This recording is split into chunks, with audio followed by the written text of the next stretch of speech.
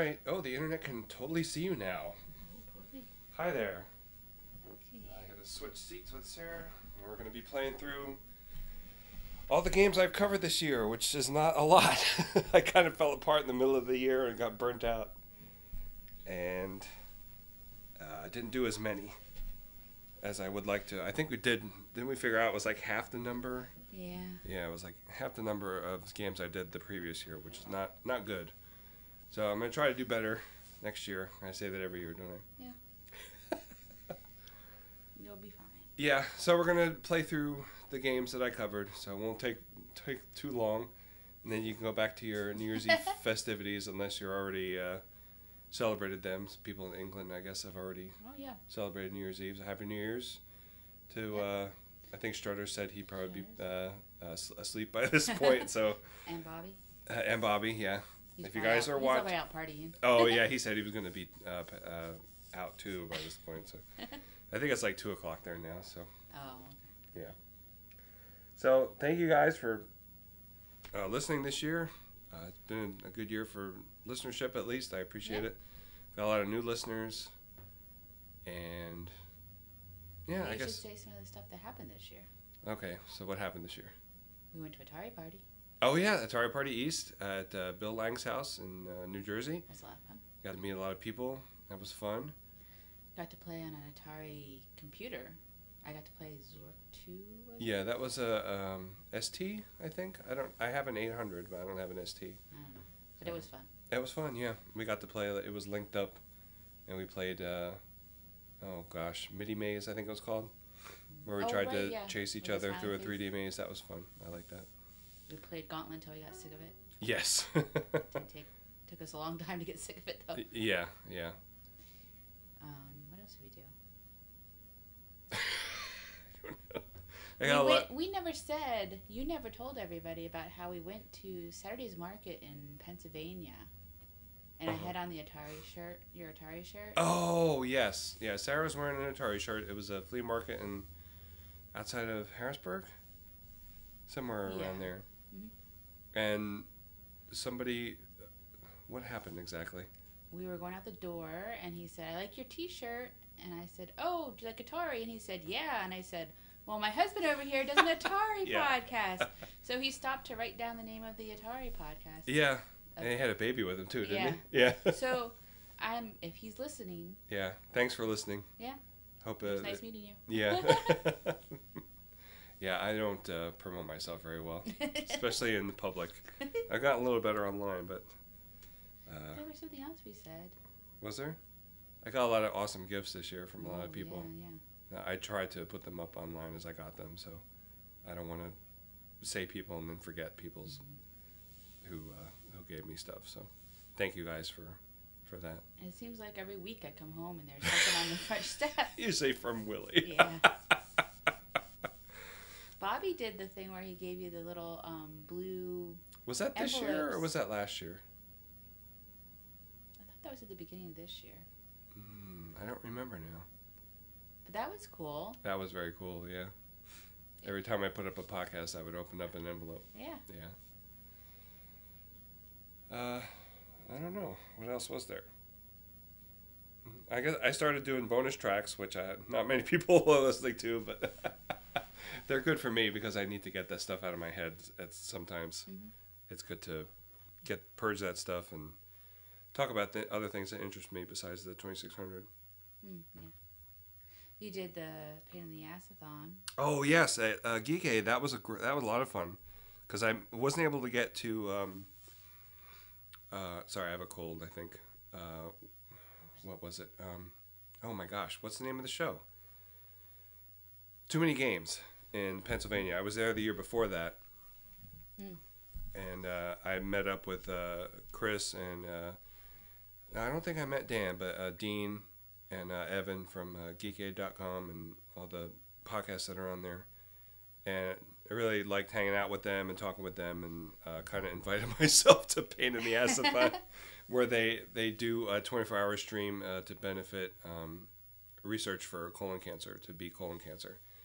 And Chris and I played, I suggested Sneak and Peek. I had suggested StoreQuest Fireworld the year before, and that's proved to be a pain in the ass, just like it always is. So I went up to Evan's house where he does it, and had a really good time. It was a lot of fun. So I don't know if I'd be able. Painful just watching you play. But then we played combat for like Yes, 15 that minutes, was and fun. that was so cool. So, and it's, those old 2-player games are just with 2 players they're still a lot of fun to play. So, and I actually included it in this, as you can see on the list there, because I did a sneaky episode about. I said I remastered the combat episode, and Oh yeah. I don't know if some people caught on and some people didn't, but I totally redid the combat episode, and just leave her, because the cat, there's a big wire nest that's hanging in the middle of the air, and all the cats are very intrigued by it. So the more you try to shoo them away, the worse it gets. So if the camera falls down in the middle, that means we're trying to shoo the cats away, and made it worse. So I guess we'll get started here. So the first game I covered. Why don't you say if anybody is watching? It says there's one person watching, but that might be you. Hi, one person watching. That they should send us messages so we can talk to them. Yeah, if you want to send us messages, feel free. The live chat is there. Is it there? Yep, it'll come up when somebody starts talking.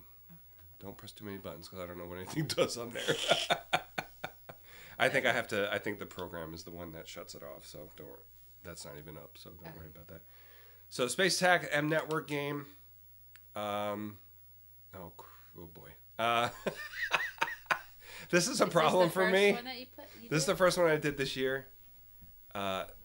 This is a problem for me with the podcast, is that sometimes I cannot remember the games that I've covered. So this is not looking familiar at all. So we'll see how it goes. Okay, already it's, I don't know. Okay. All right, let's see. Something that. So you're a bunch of dots. Oh going boy. towards a bunch of another dots. I don't remember how to get started here. Oh, there we go. Okay. That'll take me to, I think, another screen. Are you the blue thing? I don't know. I forget. That's another thing, is that we traveled this week. And, okay. So I have to prevent all those guys from getting to the center. And I'm the blue thing.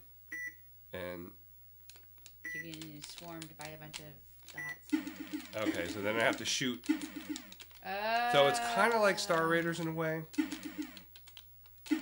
Yeah, we traveled this week, and we had to stop and stay overnight somewhere, which we didn't plan on doing. So I did plan on going through all the manuals, but that did not happen, unfortunately. So you guys can suffer along with me. I don't remember if I like this one or not. It's, knowing how to play a game is going to affect whether or not you like it, so. I think it's cool. It's neat, like you get the overview, like the map, and then you go into the map, and you see the thing. Yeah, like I said, it's kind of like Star Raiders in that respect, but not exactly like it. Okay. So I think. Uh-oh. All right, so I have to go. One of the swarms got to. Yeah, I don't know how to. Yeah, I'm gonna die because I can't remember how to do it. All right, maybe. Yeah. Okay. Well. Is this only one player? I believe so. Yeah. Let me see. Yeah, I can't do select. You want to try it? Sure. Here you go. I think you just press the button to start. And there's some way you have to drift. Your blue thing has to drift towards the white things. And I don't remember how to make that happen. I don't even see where my blue thing is. Yeah, there it is. So now you'll drift towards that, and then you'll go into the other screen.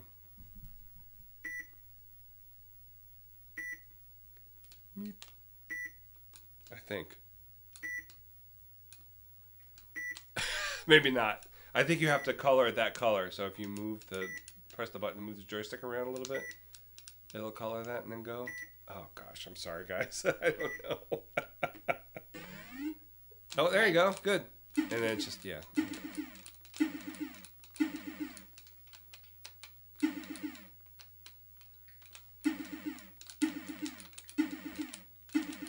if the game was how to not shoot things, I would really love.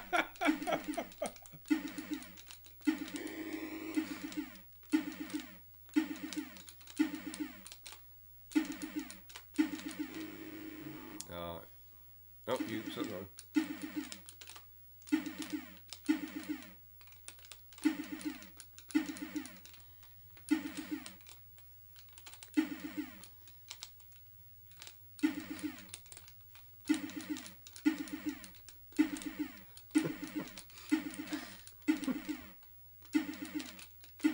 I do like the Starfield in the background. Yes, I did too.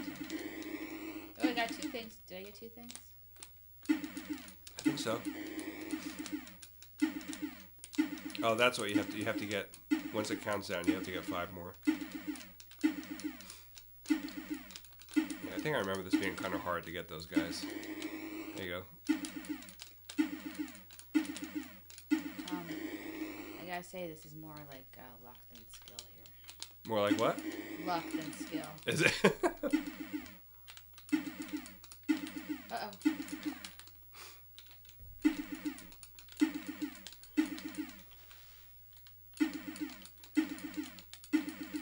Doesn't help that they move around too. They backtrack and stuff.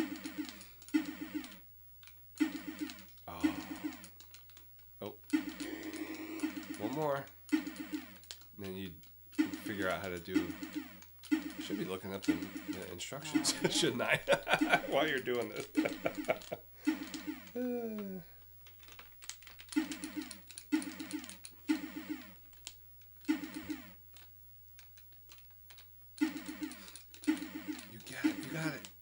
You got it. There you go. Alright, you have to get that white one, but I don't know how. I don't know where I am. You're down there, but you went to the wrong one. There's some way to do it, I don't know. I'm sorry, I forgot. You did good, though. You did good. You did fine.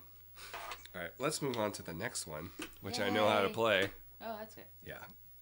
What's the next one? It's Q*bert, I believe. Oh. I made a special folder. So Q*bert, we all know Q*bert, obviously.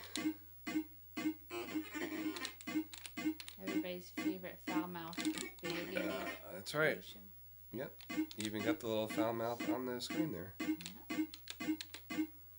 Yeah. Ah. I keep forgetting the...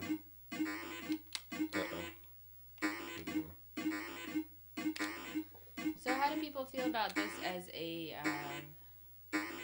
port? I think it was pretty positive. I mean, there's things missing, of course, but almost every Atari 2600 game port or arcade game port has stuff missing in it. Yeah, it couldn't be as... They didn't have as much space as the arcades, right? And you're missing a row on the bottom. You don't have UGG and Wrong Way. They do the shoot. They go underneath because the squares are supposed to be 3D. These aren't really in 3D. I mean, they tried, but you don't really have the underside, and you're missing one of Spike and oh gosh, what's his name? I forget. Where is everybody? But yeah, this is I think the last. You know, looking over the list of what's left, I'm pretty sure this is the last game that I played when I was a kid. Oh, really? Yeah. Because Kenny had this, of course. I don't think, after this, I remember playing Pitfall 2, but that had to be on a computer. I think that was on a computer. And I don't think I knew that it was on the 2600 at the time. Do you want to try? Sure. Okay, we'll start over. I think this is a 2-player. Now, what you have to do... Here, I'll start it over again. Hold it to, tilt it towards the right. Like, no, the whole stick itself. No. Like this. Hold it like that. Oh, okay. And this is going to be up. It's the diagonals. So, okay. All right. Oh, there goes that. Sorry. You dropped the controller. Like that? Yes. I'll start it over again. So There's no buttons? no button. It might take a little bit to get the feel for it. So I do like how you could see Cubert behind the maze, not maze, pyramid. Don't hit coily. Okay. Anything that's green you can bump into. Anything that's I don't have the. It's okay. It's hard to get used to it. Don't get frustrated. I'm gonna start saying the Cubert words here. Okay, press the button again. I think you can start again.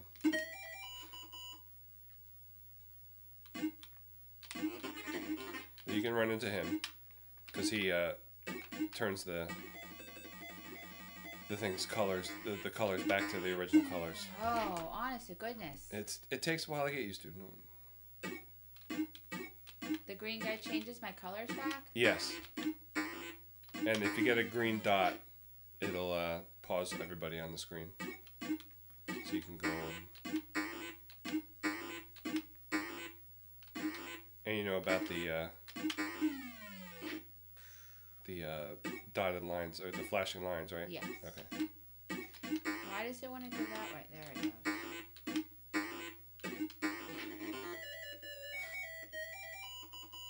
And try again. Just press the button. Is this the easiest one? Yes.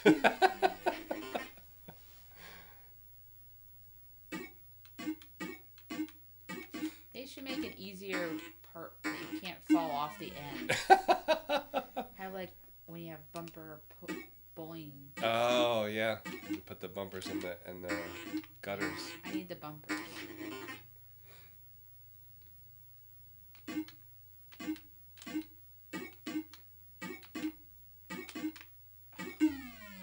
No more. No. It does take a bit to get used to because the arcade. Is this joystick any better? It might be. Do you want to try that one? Yeah. Let's see if it's 2 players. No. Okay. Let me switch the joystick around. I think there's very many 2-player games this year. I think Sarah and I were talking about it before, and a lot of the early games are made for 2 players, 1 or 2 players. Some of them are just 2-player only, but a lot of the later games are 1 player. And I don't know if it's because of a programming thing. They try to get as much information into the cartridge to make them look better. Go up 2 screens, and then to the 2017 folder. And then press the button. There you go. Oh, give me a folder. But you still have to tilt it. So the top. The button will be towards the top. Yeah, like that. Like this? Yes. Where it says top? Yes.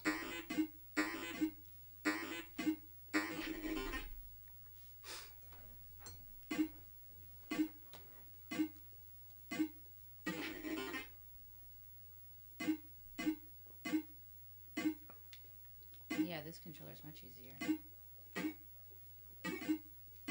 Really? Yes. No, that's good. I like this one better because at least I'm not falling off the side. Why do you like that one better?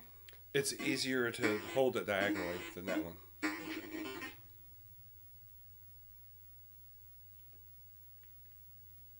Okay.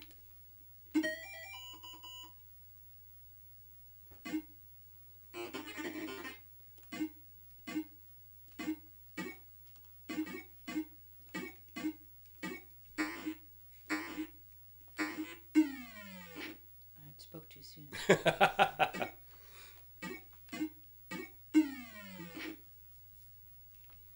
You gotta hold it with the button to the top. The button is on the top.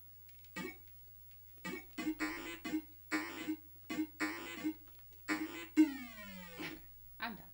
Okay. Let's see what's next. I forget.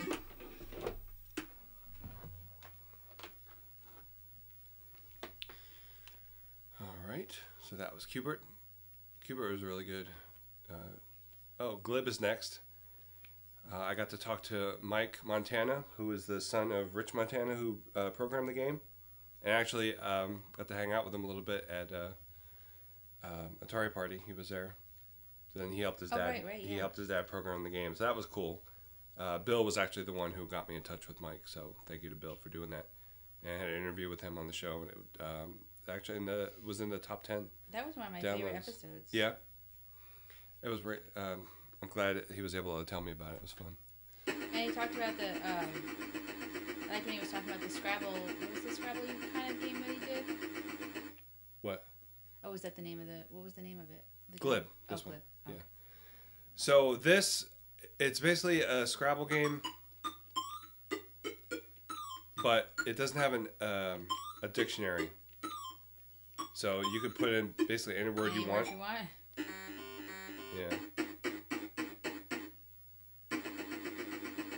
Oh, did I do something wrong? I don't remember how to play this either. So you basically just make words. I think you could take this one away. So those are the letters that you have available up on the top? Yes. All right, so let's see. Is that an L or an I? That is an L. The beginning there? Yeah. I did like the sounds in this. Is it? Okay. Is that it? Yeah. Okay. 10 points. This is basically set up like Scrabble, where you have the different colors. I keep forgetting to shuffle. Is this one person or two players? It's one. No, we could play 2 players, I think. I'm sorry. You're right. Okay, let's see. Oh, okay. There's 2 players here. So you press the button to stop it. I think this is... Oh, so there's a D at that spot already? I think you can move it. I thought you could. Maybe you can't. I thought there was some way you could move it. I'll just do a simple word. I love Scrabble. I like this game. I mean, it's not a game that you want to play a lot because it doesn't help that there's no dictionary. So you're basically on the honor system.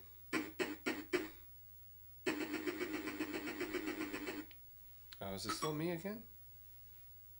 I thought it was a 2-player game. But it does have the whole 100 tile set that's in regular nice. Scrabble. It's got the blue. I can't remember what. I should know what the colors are. Since I played double and triple. Double, triple word, double, triple letter. I think the dark blue, are triple letter. Oh, sweet. I can't remember, but it corresponds to all the Scrabble stuff. You just basically just making a word. You don't have to do a crossword type of thing. So, I mean, I think Mike was talking about how it's worthless without the. What am I doing here? Without the dictionary. I don't think that's true. As long as you're.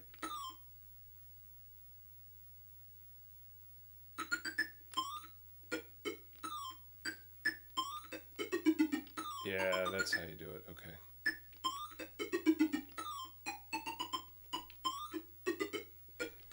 And there's no time limits or anything either, so. That's nice. Yeah.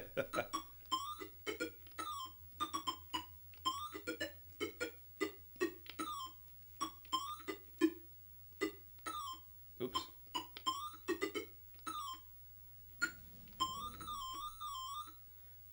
I guess without the dictionary, though, my spelling issues might be a problem. Yeah. So you want to try one? What do you do? Press the button to stop the shuffle. And then you just press the button if you want to move a letter down, and then you move it where you want to move it to. You can't move that one yet. Oh, okay. You can move it later. Once you move, I think you have to go back and select it to make it stop flashing, so you can select another one.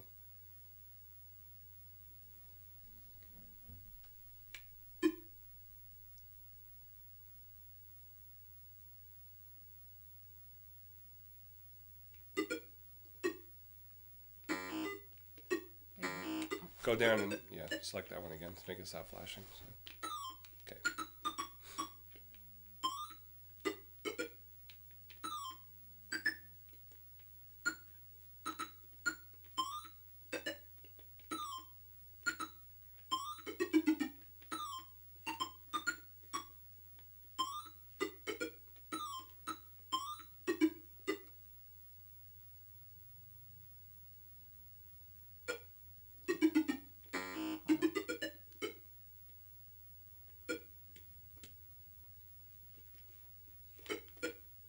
the joystick not working? No, it's me.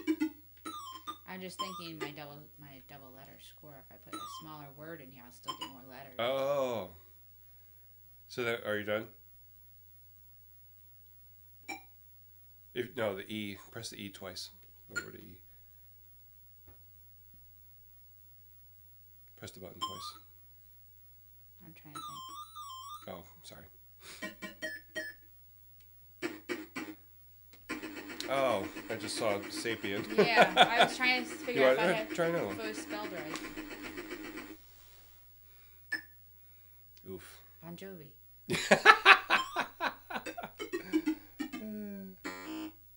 Yeah, you have to leave that one down there. You have to select it again.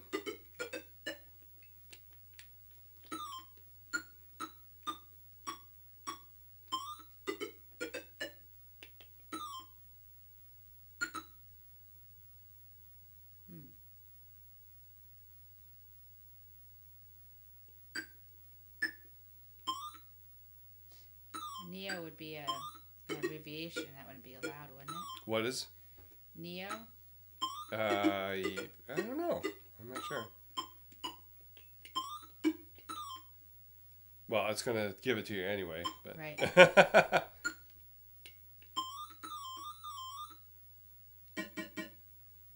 What would you put? Vein. Oh.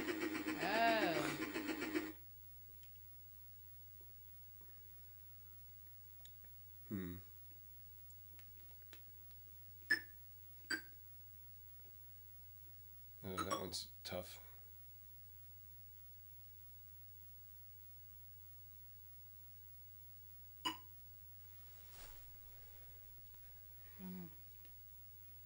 Here. The pink is double word score, right? Is it? Oh, and the blue is a double letter score? I think the blue is triple, if I'm not mistaken.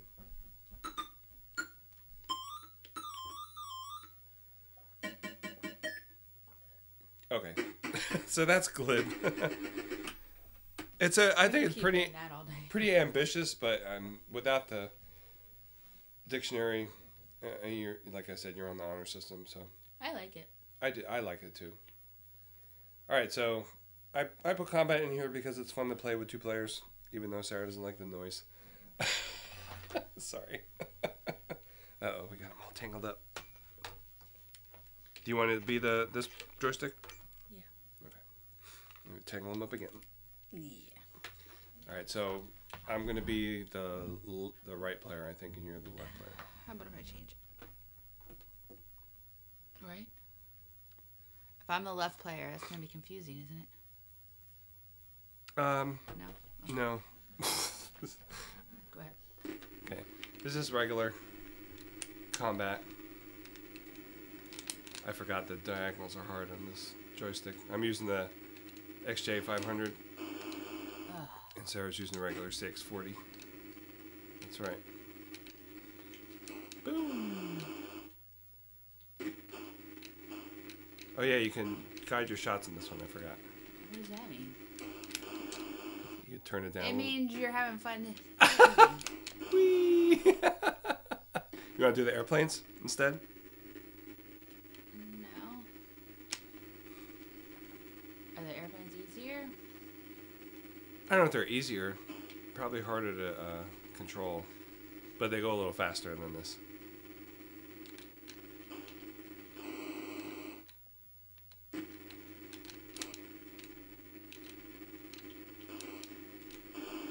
Oh,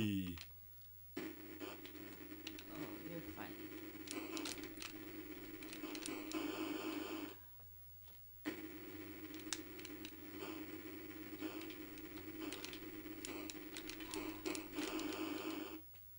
Guess what? This is not the only tank game we're playing today. Yeah.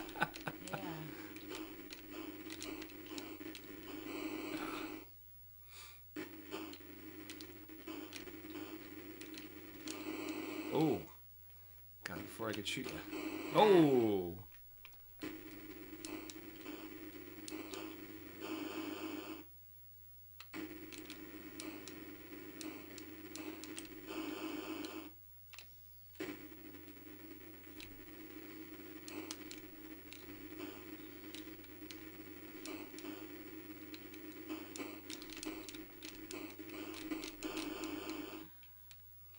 You're right.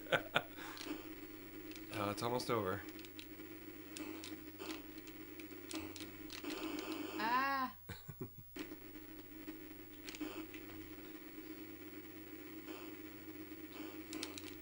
We always say combat is fun. It is fun.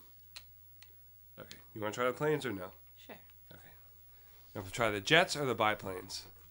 Oh, biplanes. Okay. Kurt says he's not seeing the stream. Oh, well, good. Great. Yeah. Oh no! Did I What? forget to take it off the? Oh boy.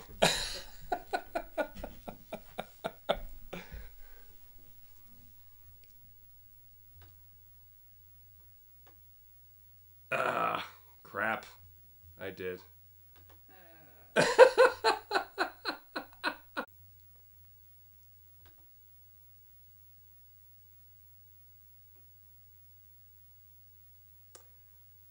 All right. Apparently I screwed up. I forgot to take it off of private. And I'm going to make sure that it's actually streaming now because it's continuing the other stream. So I don't know if that means anything or not. So we will see. Give me a few seconds. I know you already gave me a half hour. So hold on 1 second. Oh dear. Sorry about that, guys. Alright, it looks like it's working. Yeah. Okay. I apologize. I screwed up. Yeah. Okay. I set it on private to test it out. And then I forgot to put it back. Okay. What? So we're good? It should be good, yeah. It's coming through on my phone. I just checked it on there, so. I didn't check it with the. Yeah, it's working.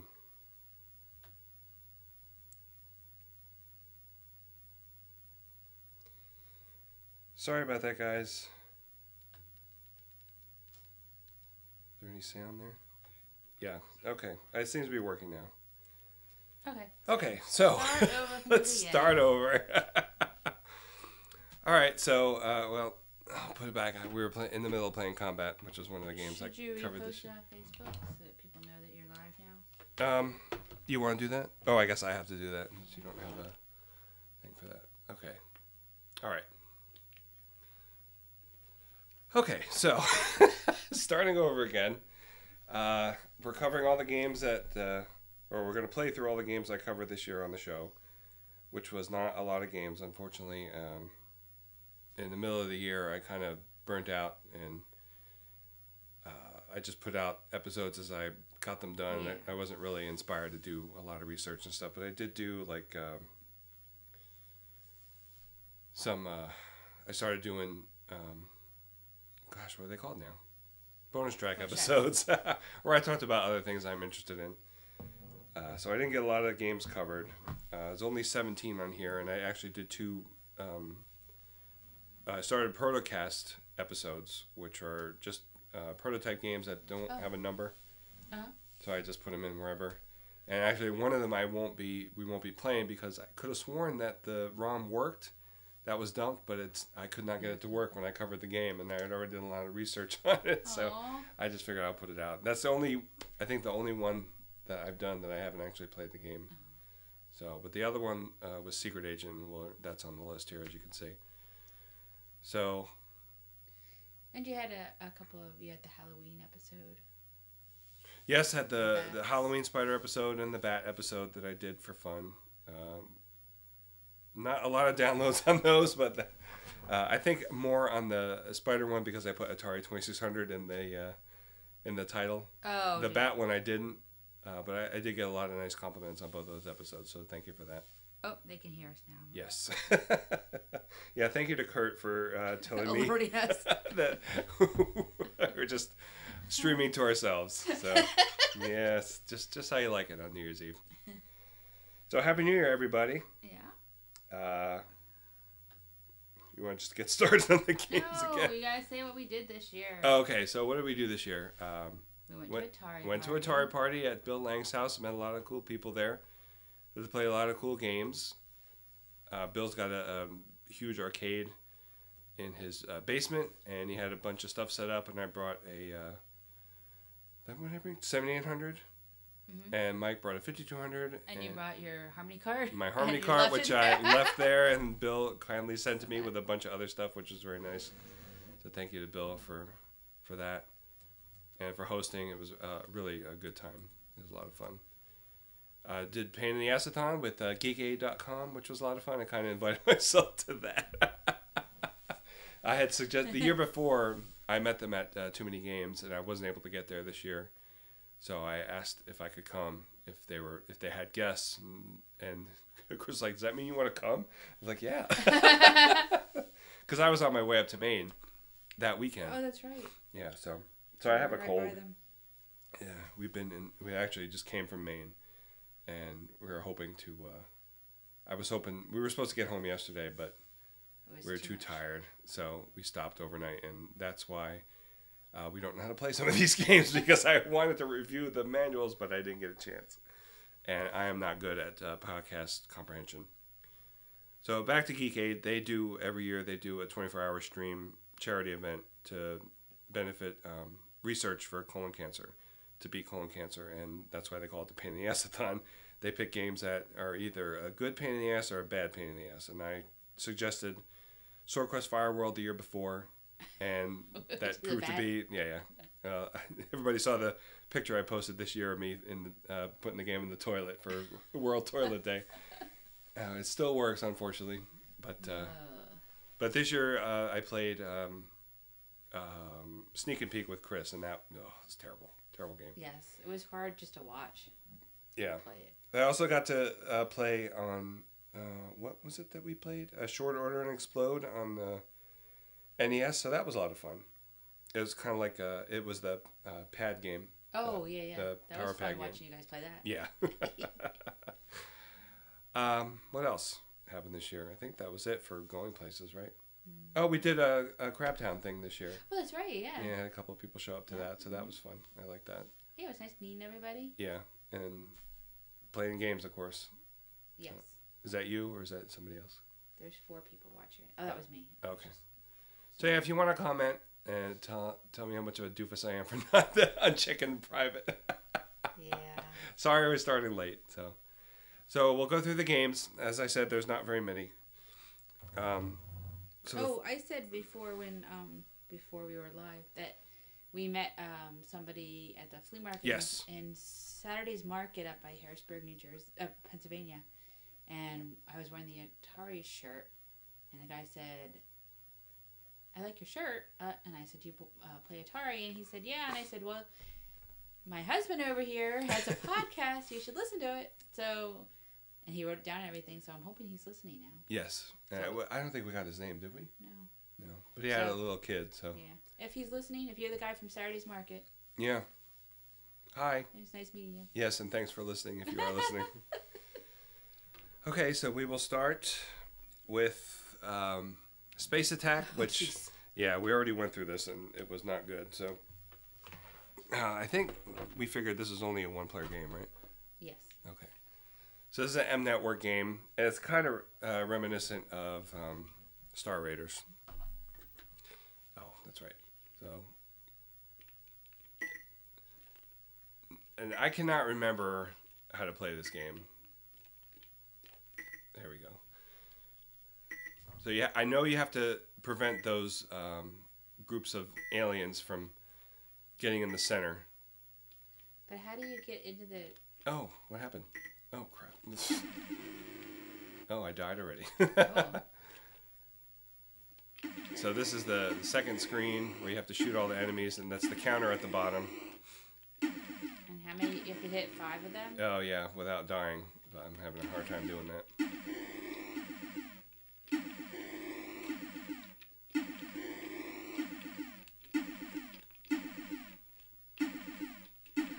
They're very wily, these ships. Okay, I think I'm going towards that.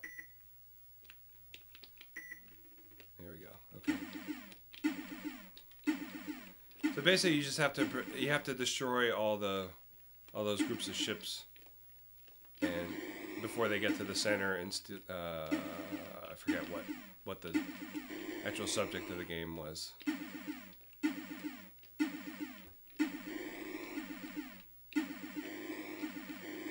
Now, this was back in January of last year, so no wonder I don't remember it.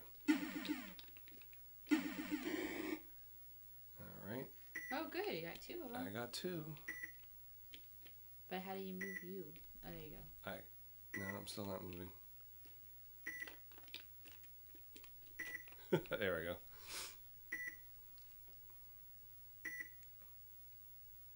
I just wish I could remember to do the game. I don't know. Okay. Oh, that one's towards the middle there.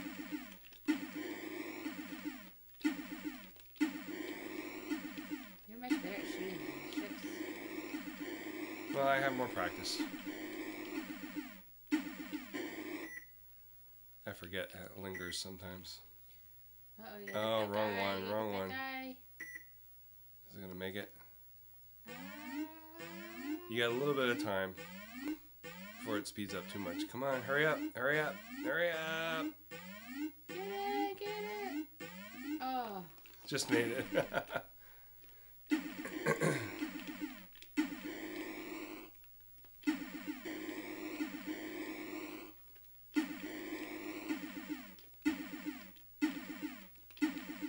Oh man, this is cramping up my hand big time.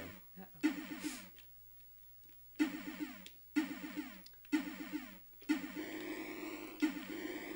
And we have an actual tripod this year. Yeah. Or this time.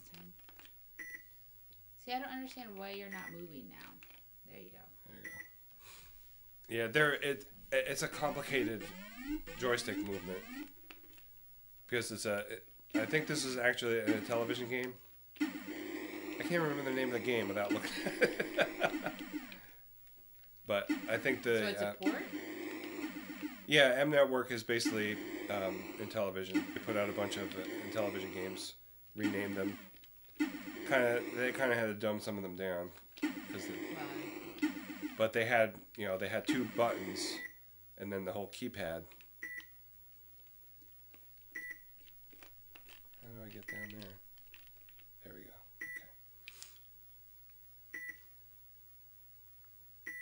So they had to kind of make up for that somehow. Now you're only a dot? Why are you only a dot? I think because I lost 2 guys in that.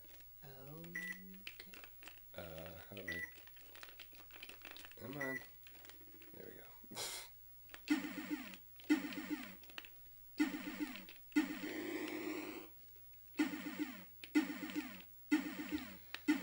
So I guess a good thing that we had our earlier practice session. Yes.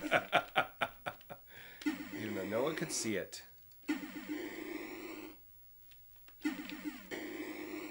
The bullets linger a pretty long time. So you can shoot way ahead of them.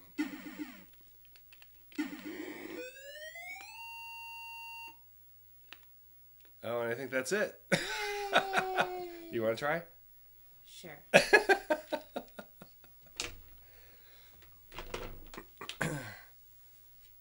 Does press the button do anything or no? Okay, let me press reset. There you go. Like I said, I still don't know how to control this part of it.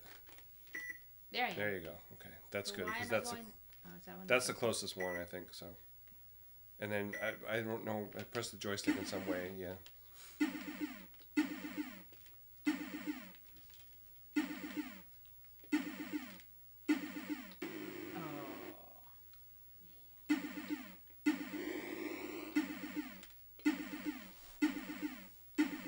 Put on Facebook that we're live now.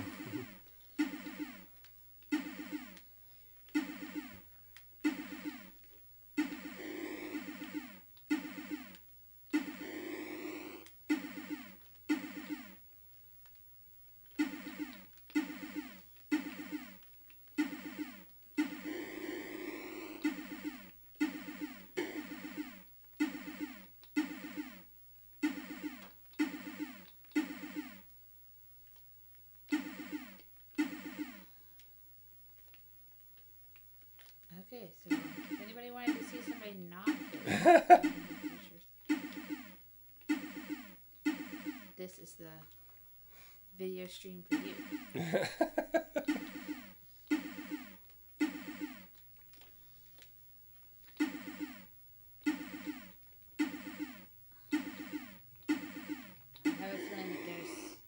There's a 12-year-old saying, Chachi! Why aren't you hitting anything? Could be.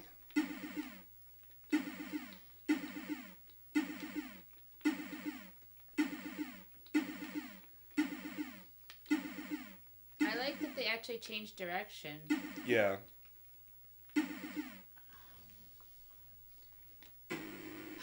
Boom.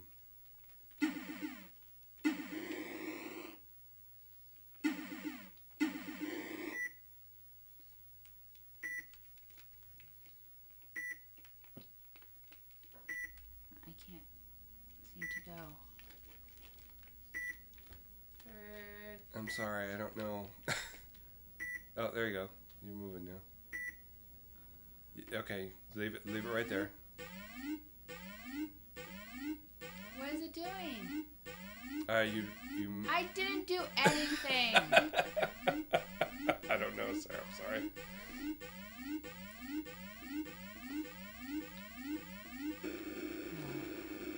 Sorry. Okay. What's next? That's next. Let's look. So many wires.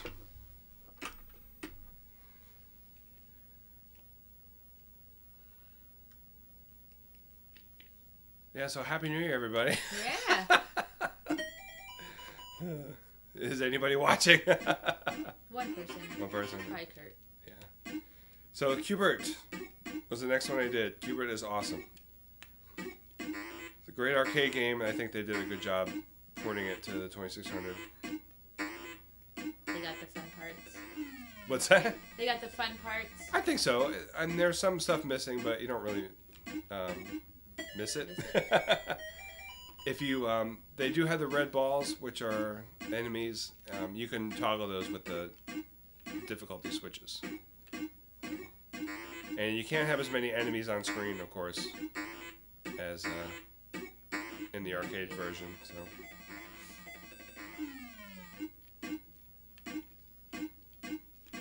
I did find it interesting when you told me about the arcade one, about the knocker in the bottom. Yes, yes. Oh. Oh, Kurt says hello. Hi, Kurt. Yeah, it was made by Gottlieb, who made pinball games, and they put a pinball knocker in the bottom. Whenever anybody falls down to the bottom, it activates the knocker, so it feels like something fell down to the bottom of the cabinet. That's cool. But unfortunately, that's the first thing that goes in those cabinets, so it's been a long time since I played one where that actually, where that actually worked. Oh, Kurt says that I think he's talking about Q*bert, that it's an oddly frustrating game when it came out. Really? I think it might have been the control scheme, because you have to. I don't think I knew that you had to turn the joystick sideways. Oh, well, that would be frustrating. Yeah, because I was able to play it, holding it the correct way back then, but I can't do it now. I have to hold it sideways. And Sarah liked the 2600 version. The CX40 better, and I like the XJ500 better because it's easier to. It seems to be easier to hold in diagonal fashion. Yeah, how about I let you play for a while? You want to play? No. No? I had this last before. You had enough? Yeah. Oh, sorry. All right, come on, move it. I'll show you the ghost thing up here. Oh no, I won't. Show us the snake biting you. Yep. What? I jumped, and I don't know if I lost two guys there or not. I thought I could do it. Let me see if I can do it. What do you do? Man, I can't. I don't know why it's not moving. I think I have to get my joystick fixed. There's a ghost. Man, that's the end. It's the joystick's fault. Uh-huh. So that's Cubert. That was the second game I covered this year. Not a lot of games. So if you're watching, it won't take long to watch. So this is Glib. This is the Scrabble type of game that Mike Montana helped his dad with. Rich Montana is the programmer. And Bill Lang actually got me in contact with Mike, told me about how he helped his dad program the game. I thought that was really cool, and he agreed to talk to me on the podcast. I had one of my rare interviews on the show. And he was really nice. He did a good job of interviewing himself. Yeah. He had some great stories. He did, yeah. He really did. And I did get to meet him at Atari Party. Yes. So this is basically Scrabble, just without a dictionary and without a board. So all you're doing is basically making words, and you're on the honor system. So if you make a word that doesn't mean anything, if you it doesn't know it. It doesn't know. If you enter it in, it's going to give you the points for it. And it's got occasionally you'll see the things on the bottom. They'll be pink. That'll be double word score. And if they're red, it's a triple word score. And then they have the double and triple letter scores as well. And they'll be underlined blue or dark blue. Gosh, I play Scrabble almost every week, and you'd think I'd remember what the colors are on this stupid. What does the E and the P mean? The E is for enter. The P I don't remember. So it's the 100 tile set from the original game. Too many eyes, in my opinion. Oh. And see, they got 2 right there. What about Don? Well, yeah. The one I play with my friend Don is his house rules. It's called Scrabble 3, and he takes out a couple of the eyes and replaces them with something else. I forget what though. If you go to donaldsauter.com, you check out his Scrabble pages there. I think I put that in the show notes when I did the show. So you're basically just choosing, making a word. You can choose from the letter, your rack that you have there, and you can take these out, put them up there. So I got pretty good. I got the P on triple letter score, and it's a triple word score too. So good. Yeah.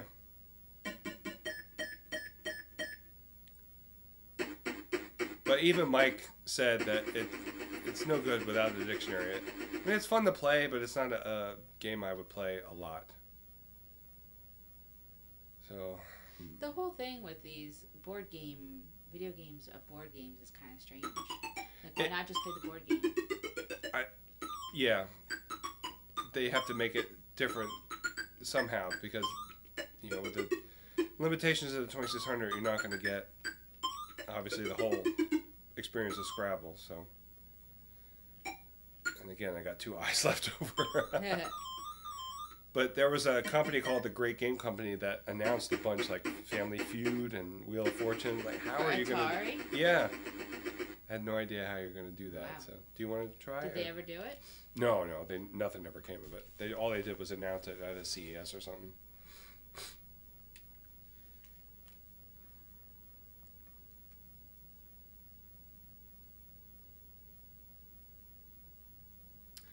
What happened to the other eye, I wonder? That's weird. It doesn't leave it? I thought it did. Maybe it doesn't. Maybe they just put the whole rack back in the bag and shuffle it up that way.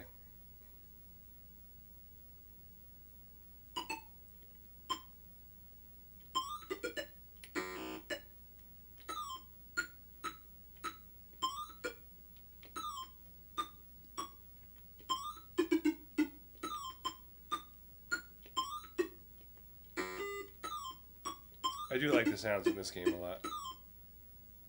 The shuffle sound is pretty cool.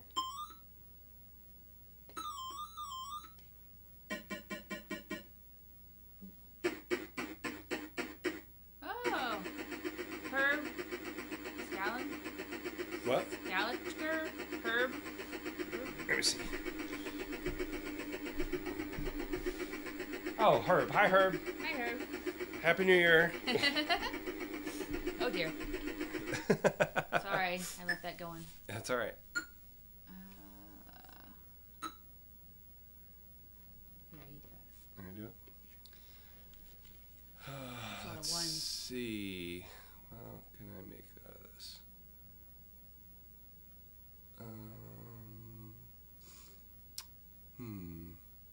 Herb says Happy New Year to us as well. Thank you.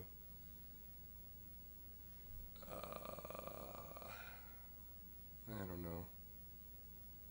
Hey Herb, where are you? I wonder where he is. He is in Tennessee. He's in Tennessee? Oh, so he's going to hit New Year's around the same time as us. Yes.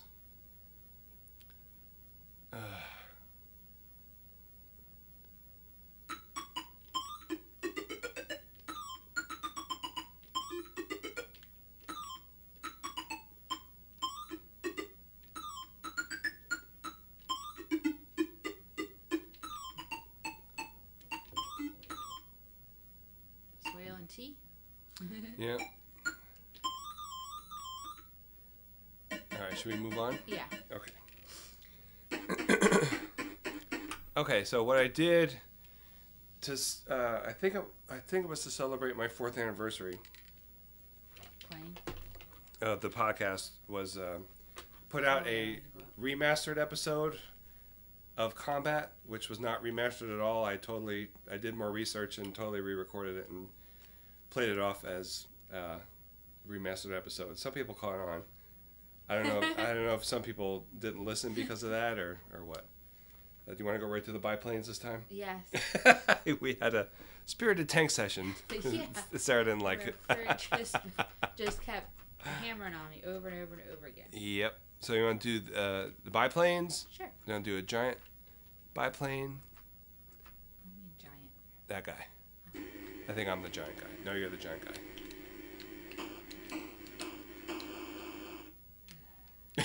It starts already.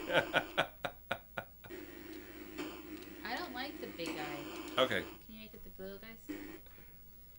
Let's do jets. How about jets? Okay. You got the... Forget which guy. Okay, you're pink and I'm green. What's this? Of course. This is a little easier because of the clouds. And you can guide your bullets. What do you mean by guide my bullets? If you press it and press the button, and then you can guide the bullets with the joystick. But you're also guiding your plane too at the same time. I'm just trying to go in a straight line. Not gonna happen. See how your bullets are moving?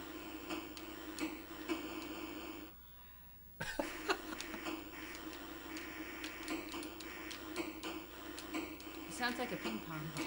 Yeah. With a real heavy fan on in the background. Nice.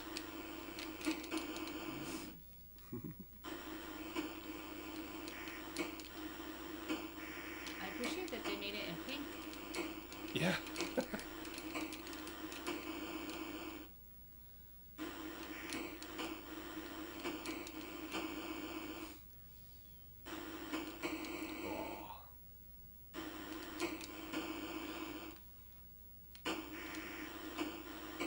Oh, nice.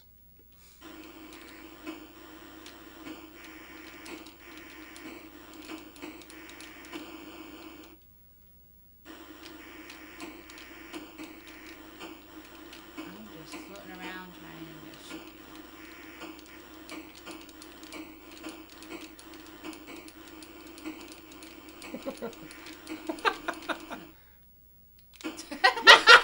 What happened? I don't know.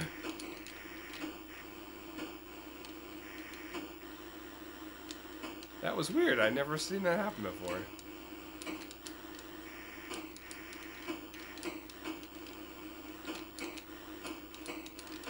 Oh my goodness. Oh. How many do you have to hit? I think it's just till the time runs out. 2 minutes, 16 seconds. Why did they make it that time? I wondered about that for years. And then I found out the answer, but I can't remember now. I think it was something to do with... oh boy, now I don't know. It had something to do with arcade game timers. They were supposed to be 2 minutes, but it was easier to program 2 minutes and 16 seconds in the Really? Atari 2600. I think so. Huh, I think that's how it worked. So, okay. all right, and move on to the next. Sure. What's Alright. next? I don't remember off the top of my head because this is as far as we got in the first. Did I talk about Racer? I think I did, right? What? That I did the 2 Protocast episodes this year, and Racer was one of them, and I didn't actually get to play the game. Oh, Scuzzy Side. This is Joe Grand's game. And I talked to him, too.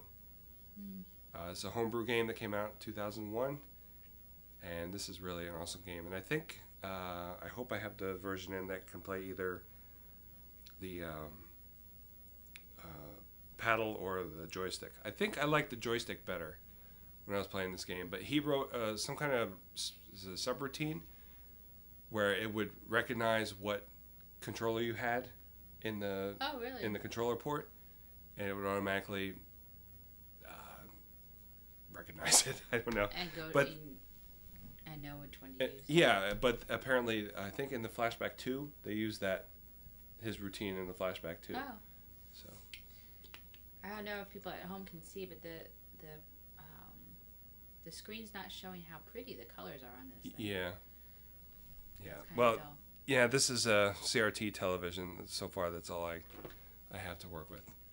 Now, okay, I think this... Oh, no. Ah. Yeah, this is... Okay, I need to put in the... I need to put the paddle in, so... Sorry about that. What is the game? Like, how do you play it? You have to go up and down the side, and you have to catch the color. A certain color? Yes, a certain color. I think the score is that color. Oh, okay. All right. And the cats are back playing in our morass of wires here. So that'll be exciting. Let's see. Oh, geez. What? Richard says, hello, Ferg and Sarah the giggling Lily I don't know. Giggling podcaster, too. Hi, Richard. Where's...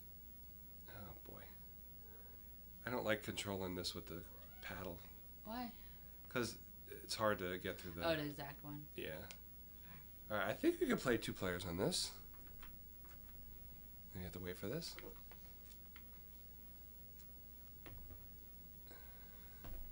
Maybe not.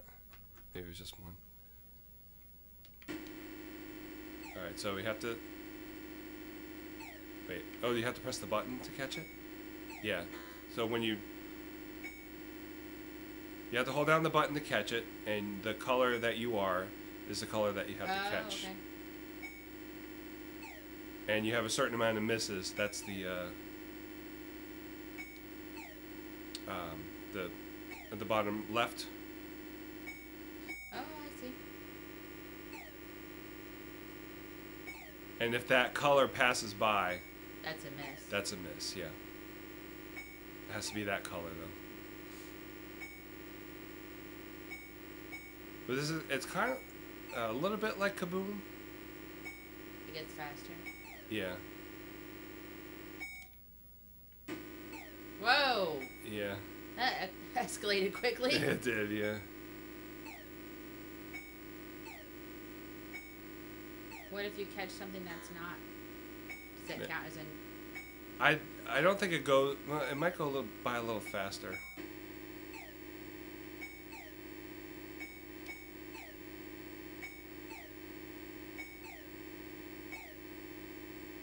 Oops. I love the colors on this game. Yeah, very cool.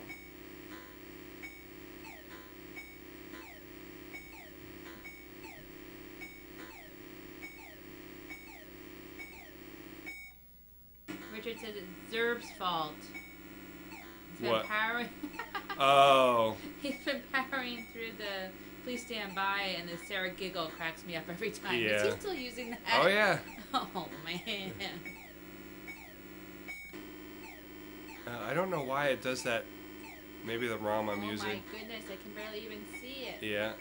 It gets pretty frantic. Well, Richard, thanks for watching Please Stand By, or listening to Please Stand By.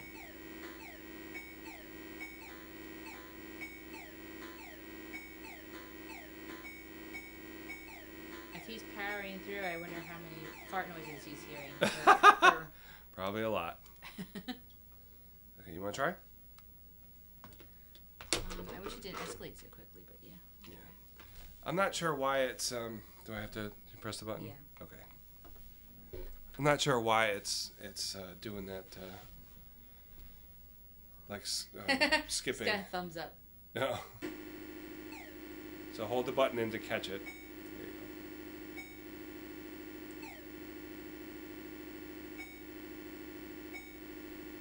There you go. I just keep the button held in. That's not the strategy you want to use, but I can't help it.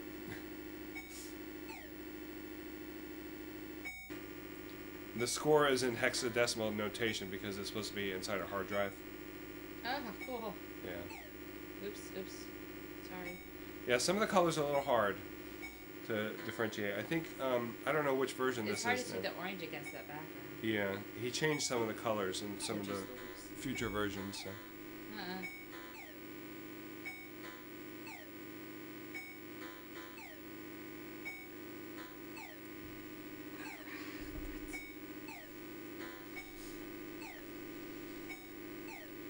Oh, I forgot the whenever you catch one, the timer starts over again.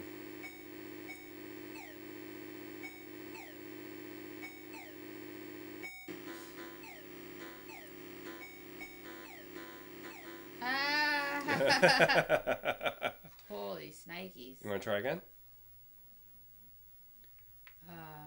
Sure, one more. All right. Richard says it almost totally caught up with the Please Stand By and Game by Game. Oh, thank you, Richard. Richard. Should be caught up and bored waiting for new episodes. Well, I guess you better keep. Yeah, I do want to try to get them out every 2 weeks this year. I think you can do it. I hope so. If we could break the Twitter habit, it would be much better. Yeah, I just get too distracted with other stuff, especially overnight when I'm off. And I try to do research at work because I have the the 2600 Flashback Portable that Willie gave me last year, and it really helps if I'm at work because I hate using the phone to play games. But a lot of times I'll pull out the phone while my lunch is heating up, and then you're done already. Yeah. It's a very, very cool game. Yeah, I liked it a lot. This might be my favorite for the year. You know what would be cool? What? I know this is coming from a craft point of view, but that would make an awesome fabric, and then to hide the little catcher thing inside the polka dots on the dress or something. Wouldn't that be cool? Yeah. It'd be like a secret. All right, so I think the only other paddle game I did this year is Secret Agent, so we'll just play that now. Okay. This was a data age game that I don't know if I'm actually playing yet. It's got some nice graphics going on the top there. Don't remember. I know that you have to catch the money and avoid the bombs and stuff. Grenades or whatever. Yeah. And then whenever the ships underneath stop, then you have to offload what you have. Oh, okay. I don't think this ever this never got released. I don't remember if it was announced or not. And nobody really knows what the people on the top are doing. Well, I'm going to say the one guy is shooting the other guy with a water gun. Yeah, but what it means to the rest of the game, I'm not really sure. Maybe he's robbing a bank and he's dropping the money down off the bridge for you to catch and throw into the boats. Oh, it could be. And I don't know why there's hand grenades. Am I actually playing the game? I don't know. I don't know. Okay, no, I wasn't. Alright, so yeah. You have these to. Bugs? These are bugs, yes. I don't know why the bank guy would be throwing bugs off the side. Yeah, I don't know. So I think you actually, when you offload them to the boats, that will go to your score. Oh, so right now you're not scoring, you're not. Yeah. How much can you hold? I don't know. And I think if you catch, then you die if you catch one of those other things. What is that, an icicle? I don't know. I don't remember. I don't know if anybody actually knows because it wasn't... There's no manual? No. I mean, they just found it. I don't know how they found the prototype, but... Okay, so the boats are your lives. It's a pretty cool game. Interesting. I mean, it's kind of like, Kaboom with a twist. I guess Yeah. that's kind of a cliche thing to say, but There's a couple of games that are like that. yeah, Music Machine that we did last year. Yeah, I like that one a lot. Yeah. So yeah, then you can get one of the boats back if you get a high enough score, I guess. You know, I'm realizing that. You want to try? No, thank you. No? I'm going to try one more. I'm really bad at Kaboom to begin with, and second of all, this music is... You don't like the music? The first part I didn't mind. This part... Yeah, this is one channel. It gets a little tedious. It's just a couple notes over and over again. But the other music was good. Yeah. It's 2 channels. Oh, did I miss the boat? As they say. You missed the boat. I certainly did. I don't know if anybody heard this episode. It didn't get a lot of downloads. So. Oh, cool. Yeah. I don't know who this is. Evan Thor 1C9N. Who is it?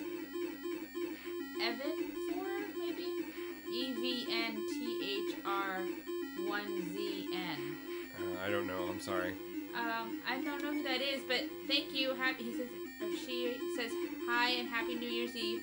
I'm watching y'all on my phone and Times Square on my TV. Oh, that's awesome. That's a great idea. So we're in Times Square. We don't have to go there. But how cold is it there? Because I wonder. it has been. We stayed in New York last night, but not upstate, but outside of this. Where was it? Fishkill. It was. I think it got down to like 2 overnight. I mean, we were not camping or anything, but thank goodness. When we were in Maine, it was even colder than that. I think it got to -15 one night. Oh, it's Scott from Facebook. Sorry. Oh, okay. Hi, Scott. Hi, Scott. Sorry. I'm getting that. You know how you get at the end of a movie if you go to the movie theater and the credits roll and then your eyes bug out for a while? I'm getting that with this. But yeah, if you guys haven't tried this game, it's pretty fun. Give it a try. I think on Scott Stilfon's Atari Compendium site, he has a manual for it. I don't remember if they put it out, at a CGE or something like that, but it's a pretty cool game. And it's too bad it didn't come out. Because Data Age is not known for their good games. It says that Times Square is 14 degrees and it feels like 5 degrees. Oh, God. And well, more power to you, Scott. It's going to get down to 11. He's not in Times Square. He's not in Times Square. Watching it on his TV. Oh, I thought he was at Times Square. No. Okay. Okay, that's enough Secret Agent. Oh, I forgot to switch out the joystick. Ryan Allen says that it's been -1 Celsius around here. So, is that -30 Fahrenheit? Holy snikes. I had to dig out a scarf. Well, I wouldn't even be going outside at that point. Yeah. I'm wondering where Ryan is.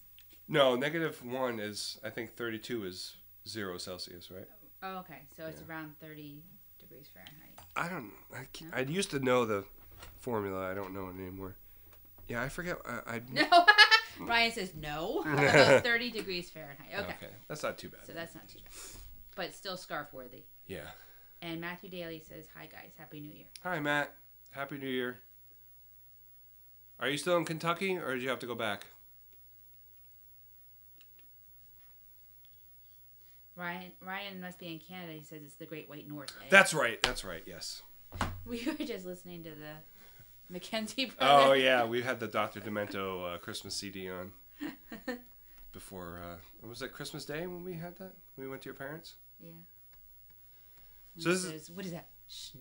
Yeah. What are you doing? So this is Galaxian. This is another two. Oh, no, wait. Do we have two Matthew players? Daly says he's back in Kansas. Oh, okay.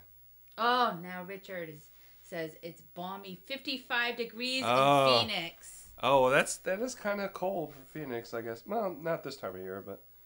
And it's 8:15 there. I'd be wearing my shorts in Phoenix. Yeah, you probably would be. I was wearing shorts last week to work, so if I guess tomorrow night I might have to wear pants. I don't know. Or your sweats over your shorts. Yeah. So Galaxian, obviously the 1979 arcade game by Namco, I think. Yeah. Pretty. This is a really good version. Nobody likes the yellow frames. Why? Not sure why they put it in there because it wasn't in the arcade game. It was like an open space. Like Oh. This is the prequel, not prequel, but it's Galaga is the sequel to this game. That's epileptic. Yeah. Inducing. So you got a nice title screen there, and then you got your whatever this is, a track screen. I'm out of practice with podcasts. I think this is only a one-player game, if I'm not mistaken. Nice cross stitch. Yeah, it would. So it's kind of like supercharged Space Invaders, basically. I think I used to play this on the Apple IIe. There are so many games.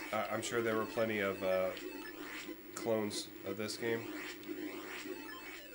on all the different Bugs. systems.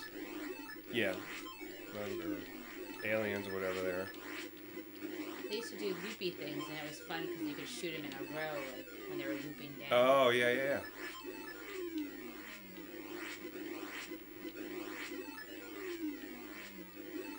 I like this version quite a bit. There are some versions on Atari Age that you can get that are hacks that take out the border, make it look more like the aliens in the arcade version. I think the colors and the shape a little bit. Wouldn't it be weird if the aliens just disappeared at some point in the black? What do you mean? Like if those borders weren't there, the aliens would just be disappearing. No, they don't go past the border. It would just be like an invisible border. Is that what you mean? Yeah, that would be weird, I think. Really? By the way, Richard says that he's still wearing his shorts while walking the dog morning and night. That's and good. He doesn't put the shorts away until it goes down to 43 at least. My parents would be wearing coats. They moved out there Yes. from New Jersey, so I don't know if that's a thing that the people who move there from elsewhere get cold when it's 60 degrees outside.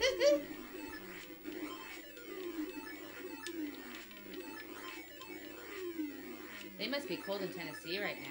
Yeah, I bet they are. I think the humidity bothers them more than the temperature now. You want to try? When you're done.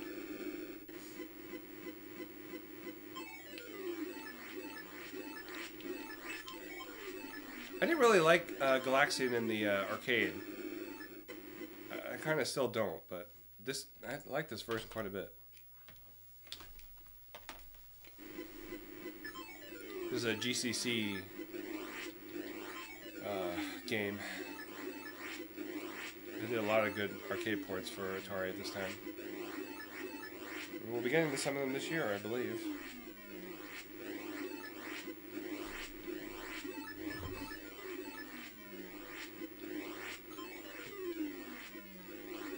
Oh, darn it.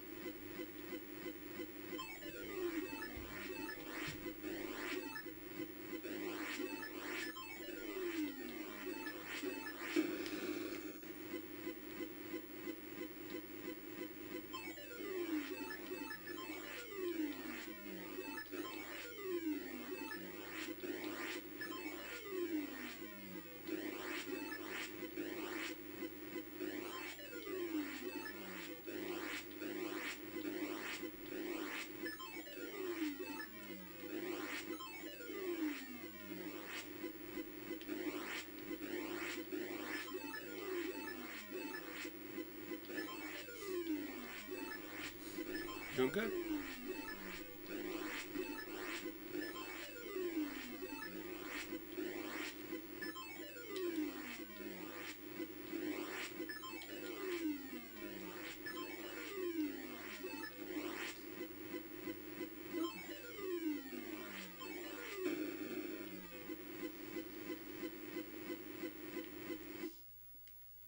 Oh boy. What? Got more? Yeah. Matthew Daly, Sarah has a point. Maybe that's why the border is there, so it doesn't look like they're disappearing when they fly off the sides, like they sometimes do. Is that what you meant? That's what I meant. I see. Thank you, Matthew, for Okay, explaining. I see what you said. Okay, I misunderstood. I'm sorry. Okay. Ryan says that where my family is from, northern Saskatchewan, it was colder than the North and South Pole this week, somewhere around negative 50 Fahrenheit. And Scott says that it's a good port. Galaga is still my favorite of this type of game. Yeah, I'm really liking this Galaga. Galaxian. Galaxian, sorry. And Matthew says, mine too. It's hard to go back to Galaxian when you've played Galaga, I think. I thought it would be playing this version, but I like this version quite a bit. But I don't know if given the choice, I would definitely go with Galaga over Galaxian. But I really like this because there's no Galaga on the 2600. I know it was announced. It's in the number system. Oh yeah, but it didn't come out. It didn't come out. No, I don't think it was programmed at all. Okay, let me do it. I'm really worried about Ryan's family. What do they do when it's that cold out? Do you go outside? I guess not. I mean, you protect yourself. I didn't want to go outside when we were up in Maine. Yeah. All right, so we got Pete Rose Baseball. So we can play 2 players with this one. You want to do this? Sure. Okay. I forget so what which. Do you do? You pitch or bat. So you can move back and forth to pitch. Ryan says you stay inside and you watch curling. Man, we gotta go see some curling. So I think you press the joystick in one of the 4 directions, and then you press the button to make a certain pitch. I don't remember which direction is which pitch. Okay. So you're pitching first. I'm pitching. Yeah.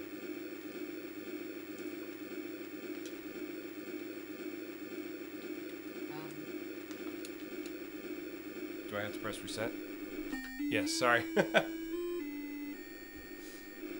This is my favorite baseball game on the 2600, I think. It's pretty realistic. It is. Does that mean I have to run and get it? It's a foul ball, so I think it'll automatically... Oops, sorry. Oops, it's alright.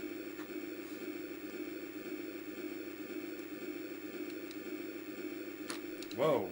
I think I hit you on that one. I don't think that counts in this game. I don't think you can hit the batter in this game. Which is weird because you can do that in Home Run, the first baseball game that came out. Nice.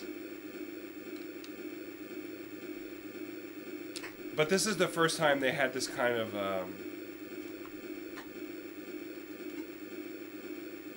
Oh yeah, and then the joystick will, you can, when you have the ball, don't pitch it yet. When you have the ball in the outfield, you press the joystick to the left, that'll throw it to third base, and you press the button. Okay. You know, and it's for different bases that you can throw it to.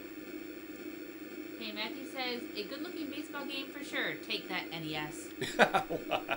I don't know if it was that good. But. And Kurt says, agreed. I was thinking the same thing, and it's a great-looking game. Yeah, it really is. I mean, it is. I was expecting stick figures. Yeah, this came out in '88, I think. So that has it's got to have something to do with it. Oh yeah, Kurt just asked you what year it came out. Yeah, '87 or '88. Oh, that's me. Oh, it's foul ball. It's okay. So hit the ball. Oh, was it gonna stay in? Yeah, baby. Oh man. The computer is impossible in this game, I think, if I'm remembering correctly. Yeah.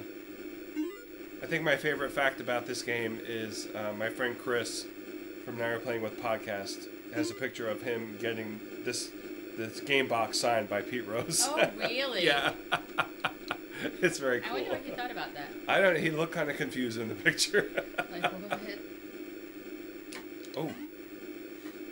Take that. We're going to play the whole 9 innings? No. I did play a couple of 9-inning games. Did you? Yeah, I had to play 2-player 9-inning games by myself. That was rough. Okay, now it's my turn to pitch and your turn to bat. I guess we'll do it in 1 inning. Okay.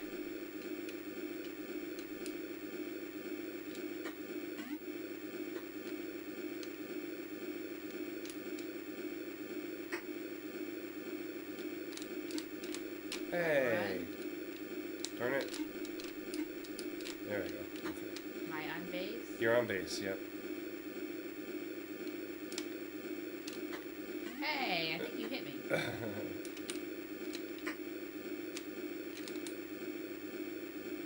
Oh, Oh, foul. it just runs automatically? Oh. Yeah, yeah.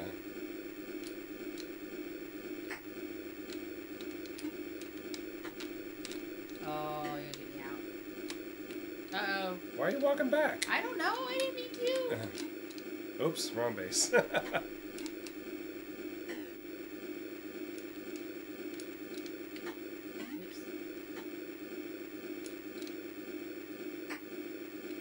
Uh-oh.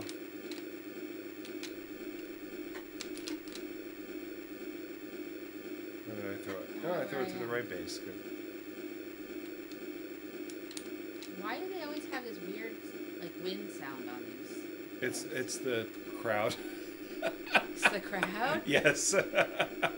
Oops, sorry. Unless the crowd is a bunch of air conditioning units. That's what it sounds like. That was fair ball? Wow, that was weird. Okay. Okay? Yeah. All right. Let's see what's next. good. That was a good game. I liked it. I think I have one more baseball game to cover, the M Network baseball game. I think I did 2 M Network games this year for some reason. For only 17 games, it's kind of weird. How many did they have out? Oh gosh, 12 or 14, I think. So what is next? Buck Rogers. This was a game I do not remember at all covering. You don't remember covering it? I don't remember it at all. Oh boy. Okay, now I remember. It's like a first-person shooter. Oh. Yeah, and you have to go through. Was this out when the movie was out? I think it came out a few years after. Yeah, so you have to get through these pylons. I don't know if they're called pylons or not, but and eventually something will come that I can shoot, right? Is this you shooting those blue things? Yeah. Oh, and those jumping things too. Oh, okay. It was a time thing. You had to make it by a certain amount of time, if I'm not mistaken. What is all that noise? Is It's your me ship shooting. falling asleep? No, I'm Falling shooting. apart? It sounds like your ship's falling apart. Oh my goodness.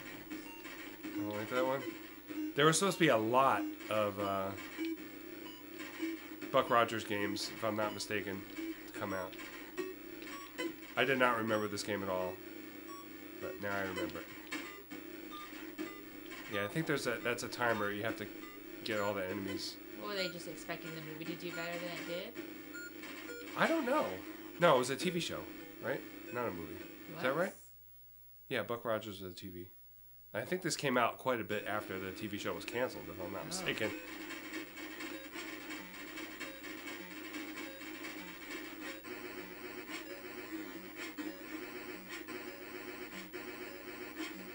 So you got kind of like skiing with the occasional shooting. Shoot at you.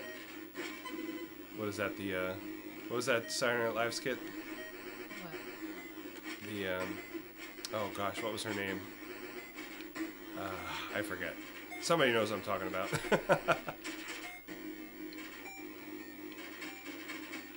Matthew says that. Mighty Matt D! Oh, okay. He says that I think this was an arcade game also, wasn't it? He might be right. I don't remember. I like the motion of them going up and around. That's neat. Yeah. You can get killed by them coming out from behind you though. That's cool. Yeah. I think I did like this game when I reviewed it. Or what do I call it? Overview. I think an awful lot of these Atari games would be improved by turning the sound off. Sorry. They do make a great, bloody great noise, as our friends across the pond say. All right, these you have to hit twice. Okay, so I think I made it past again. You want to try it? No, thank you. No. Okay, we'll cut it there. Yeah, I had fun with that one. I think and it looked good too. The different colors of the backgrounds. Yeah, Matty says it is noisy. Yeah, a lot of them are, like you said. All right, so what's next? Wait, you skipped one, didn't you? What? Did I? No, I got them all. Oh, okay, we went back and got them. Yeah. So survival run. This used the Cosmic Commander controller. Can you get me some water? Yeah. My glass thing. I did not have a Cosmic Commander. They're pretty expensive. So I wasn't able to get that. But it's basically just a souped up joystick. And if I'm not mistaken, this one, yeah, it's got kind of a... I like this music too.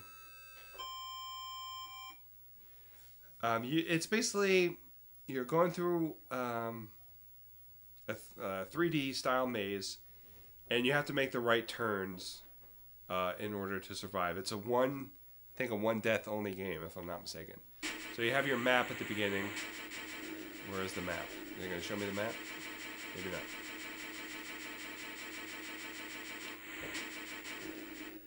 The game's kind of slow.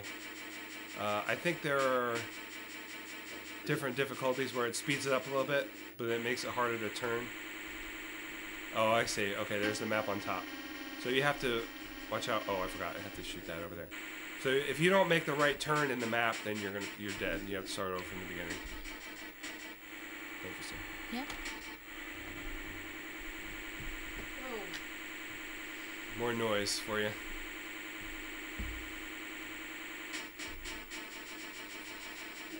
I don't think you ever run out of bullets. But you have an energy meter at the bottom there. And I think I made it to the end of the maze a couple times. It's like Doom. Is it? Oop. Yeah. Another noisy game. Are you trying to shoot those yellow things? Yeah, you have to shoot the yellow things. That's basically it, though. And there was that other... I forget what it was called, but... So, next time I'll make the wrong turn and show you what happens there. I mean, I like the idea of this game. If they had put more stuff in it to shoot, I think it would have been more fun.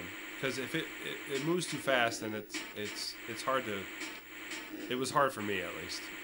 Okay, I'll make a left, and this is the wrong way. So, you don't even go into You fall into a wall?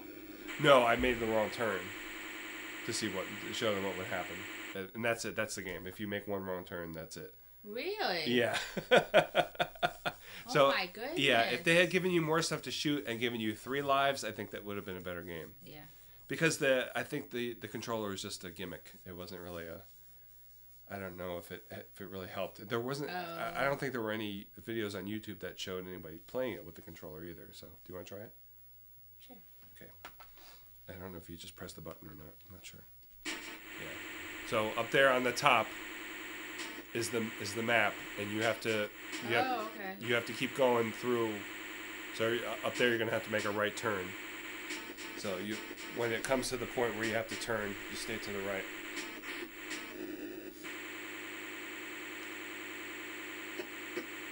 Don't hit the wall, and you have to hit that mark, that hash mark on the right. Hit the hash mark. That's the other thing too. You can't tell. I don't know if you can tell if you hit it or if you crashed into it. Yeah, I don't know. It's a good idea. Which way am I going? Not that way. You gotta keep an eye on the map. Game over. I can't watch the map end this. You have to.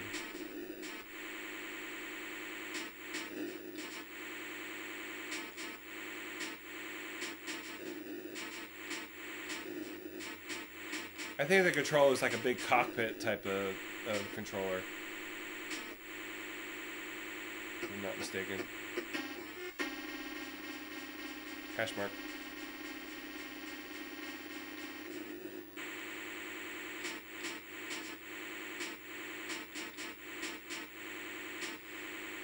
I think that's it for enemies. Whatever that energy field was, I can't remember what it's called. And then these yellow guys. Really? Yeah, I think that's all. And the walls. The walls are very big enemies. Yeah. So yeah, different kinds of things to shoot would be fun. Would be better. Yeah, that moved differently.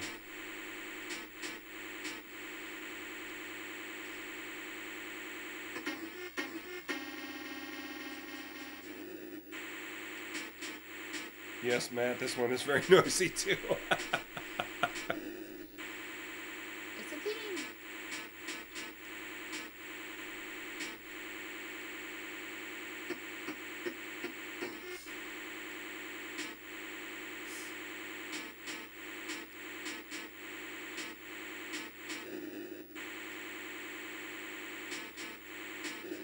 can't remember if I said on the podcast or if I was talking to you about, or maybe it was the interview I did with Andy. I went the wrong way. Yeah. But I've covered a lot of the big games already. You want to keep going? No. No. No? Yes or no? No? Okay. A lot of the big games I've already covered, so... I mean, there are a few left, but like the really huge ones are pretty much covered at this point. So it's going to be like Pac-Man and E.T. Yeah, like I made up the... Pitfall. I went to my list and added to the list, and a lot of the games are like they're super rare or oh no, just like so really fringe titles. Feedback. Probably not, but Oh boy. but Greg will play them at least. But again, they're games I haven't played. But that was the whole point of that's the podcast. That's the whole point.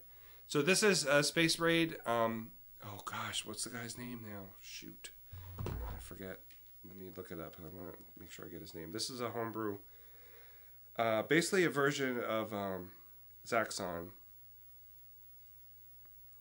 And he did this for, I think, the Intellivision as well. And the Intellivisionaries did an episode about it and had an interview with him. But he doesn't speak a lot of English, I think he said. So he sent his interview in as an email. Oscar Toledo Gutierrez. So I didn't like it at first when I first played it. This was before I started playing it for the show. And the more I got into it, the more I appreciated what it was. It's hard because you're trying to do like a 3D type of game on the 2600, and it's just kind of hard to do that. I remember the pattern because I tried to play I like the design on it. Yeah, I do too. The planets there. I'm not even good at it. Aw. Matt D says he always plays them.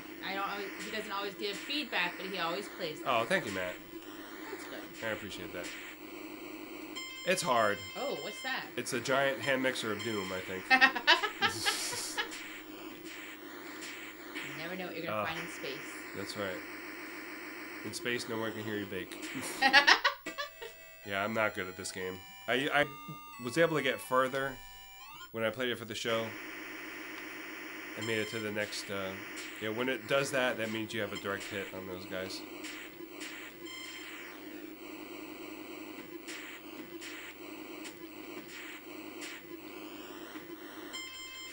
He did this because the original Zaxxon that came out was not 3D at all. It was basically a...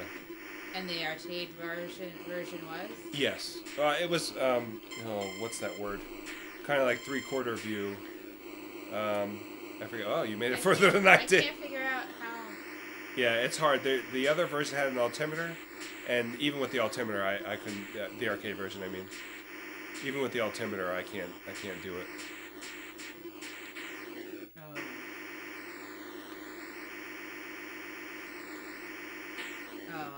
Yeah, it's hard. Okay,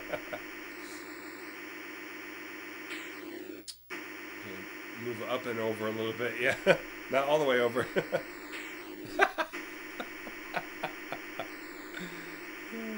I go around this thing? No, you can't.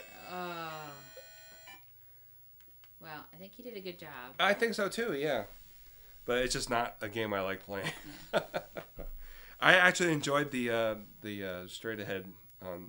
It's not like really 3D, but it's more like a vertical. Is it vertical shooter? Yeah, I think so. Uh-oh. What's happening? Oh. What's the matter, Hedwig? Yeah, we've actually been away from the cats for a few days. Okay, so Enduro is next. Enduro is an awesome game. Larry Miller programmed this. It's kind of like Activision's version of Turbo, but with a kind of a different spin on it. You have to go for days and days and days, I think, and you have to make it You have to pass a certain amount of car per day. Certain amount of cars per day.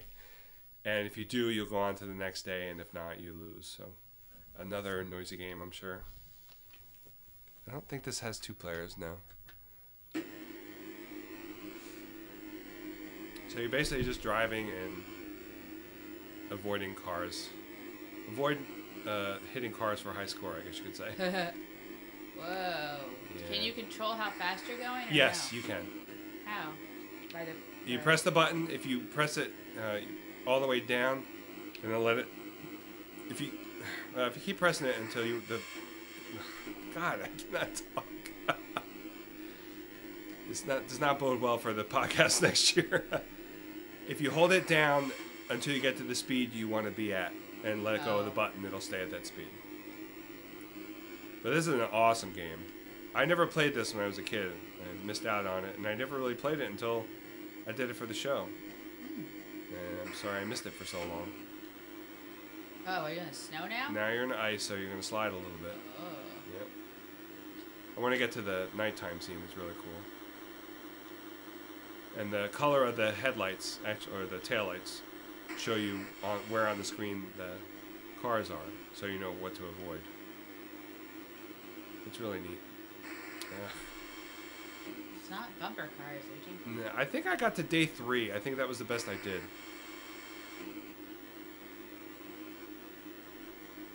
See, this sound doesn't bother me as much.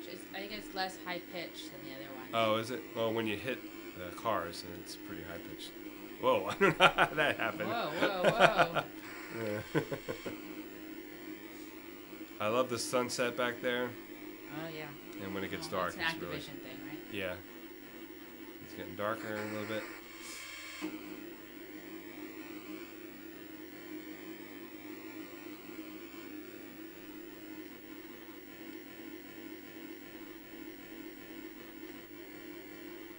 Oh. Shoot. And there we got the taillights. Oh, neat. Yeah, it is very cool.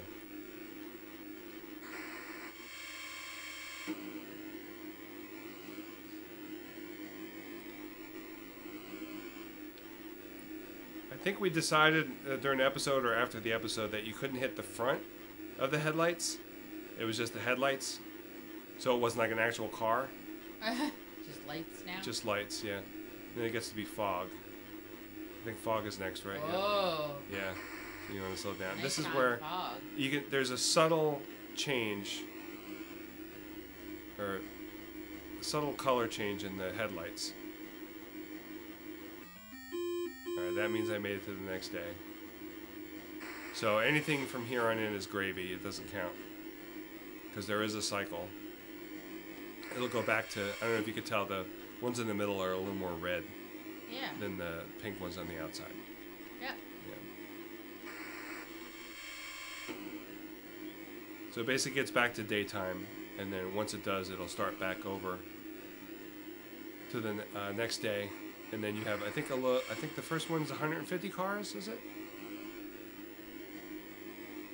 Or is it counting now? No, it's just telling me how many cars I passed. Is that right? I can't remember. Or is it miles? I think it's miles. Okay. So maybe 120 You miles? don't pass a portion of a car. Right. What, day 2? Okay, so maybe it's 125 miles. And you've passed 280 some cars. Well, you have to pass 300 cars in the second day. I think it's 250 or is it 150? I don't remember. Do you want to try it? Yeah. Okay. Can I go slow? Yeah, you could go as slow as you want. Oh, Matty says it's miles. It is miles On at the the top. top. Okay.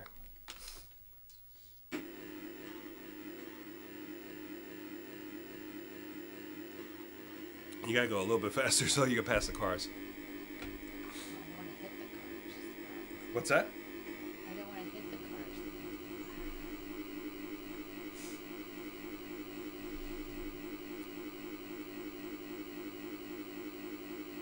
This was the big episode of the year. I got a lot of feedback for this episode. Yeah. Yeah. A lot of people played this. Yeah, this is a lot of people's favorite game. Really? Yeah, it's really good. Yeah, I like it. It's got a lot of different features going on. Yep. It's got a lot of different, like the fog and the nighttime. That's really neat. It is very cool, yeah. Like I said, it doesn't remind me a lot of Turbo, which I loved when I was a kid.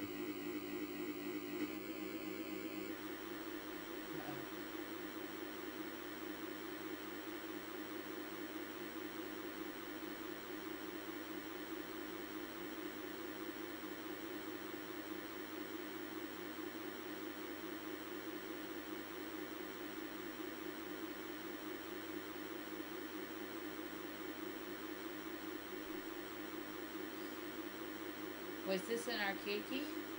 Well, Turbo was an arcade game. This is kind of a little based on it a little bit.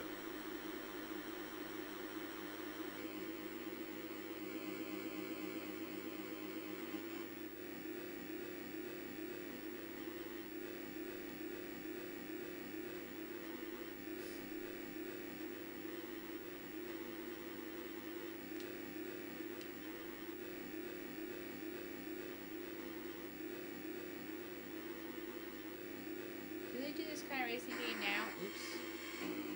I'm sorry, what? Do they do these kinds of racing games now?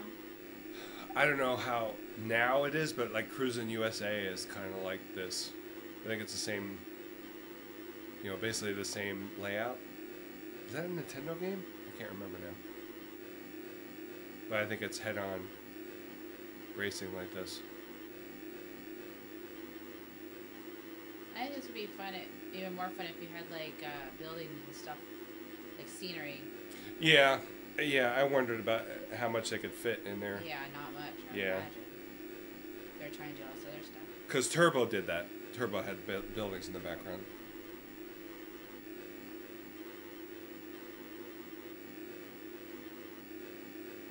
Yeah, I like this a lot. Yeah, it's a fun game. I'm going a little slow. What's that? I'm going a little slow. Yeah, I don't think you're going to make your goal for the day, but that's alright.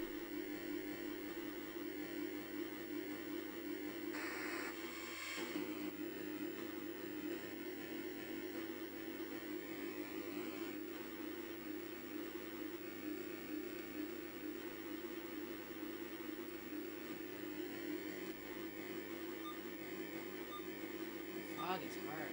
Yeah, it's pretty hard, yeah.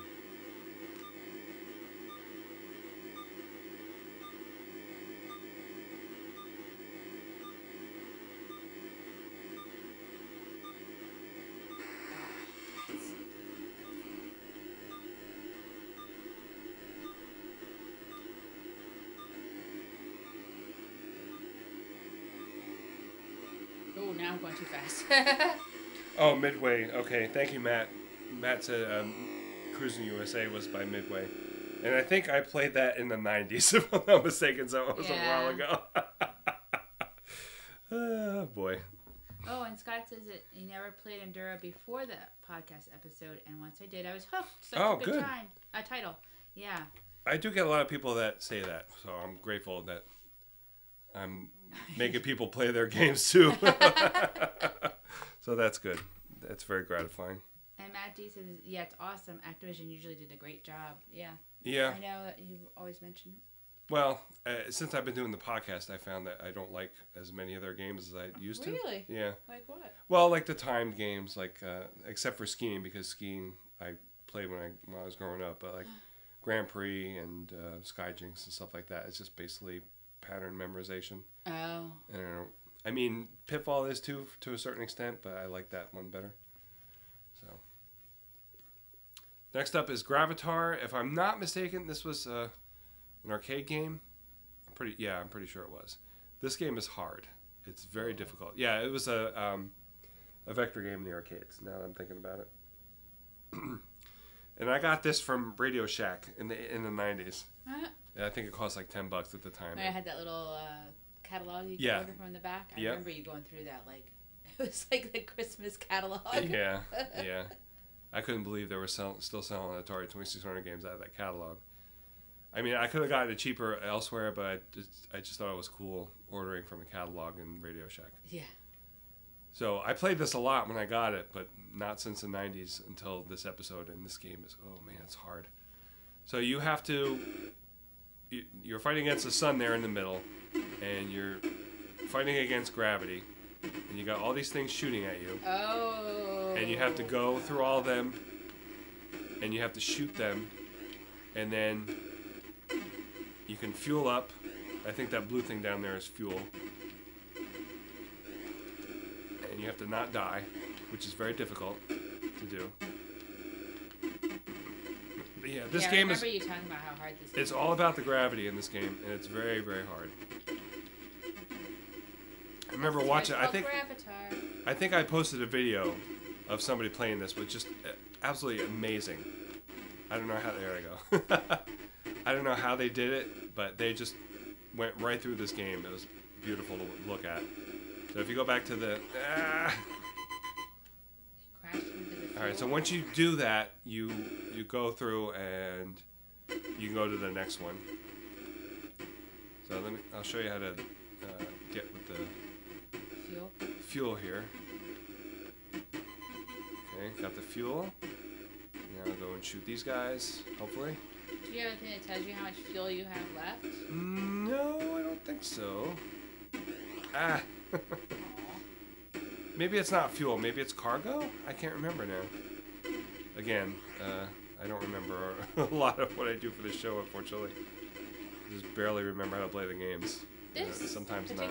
This particular screen kind of reminds me of that game that Ian was playing on YouTube. Risk of Rain? Yeah. Really? Because it's just like teeny tiny little things that you have to move around. Oh, okay. I forget what that is. There's other planets down here. So basically you go through the planets, and then I think there's 4 sets of planets? 3 or 4, I can't remember. I mean, it's a cool game, but it's just really hard. I think you can bounce off the sidewalls there, so... And it was a vector game in the arcade? It's a very pretty game, yeah. Ooh, that was close. Do you ever regret not buying that vector game that we found in that barn? The antique barn? Oh, the Vectrex? Yeah. No. I don't really like... I don't know why...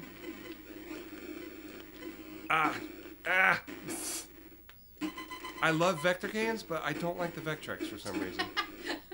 Matt D says this game makes me want to throw things. It's cool, but super hard. I'm actually doing pretty good. I don't know why, but... I'm just going to get out of here now. I think this is the best I've done on this game. I don't know why. Good. Alright. Now you're going to jinx yourself. Yeah, probably. Ooh, oh, yeah, this one. Planet. This one's no good.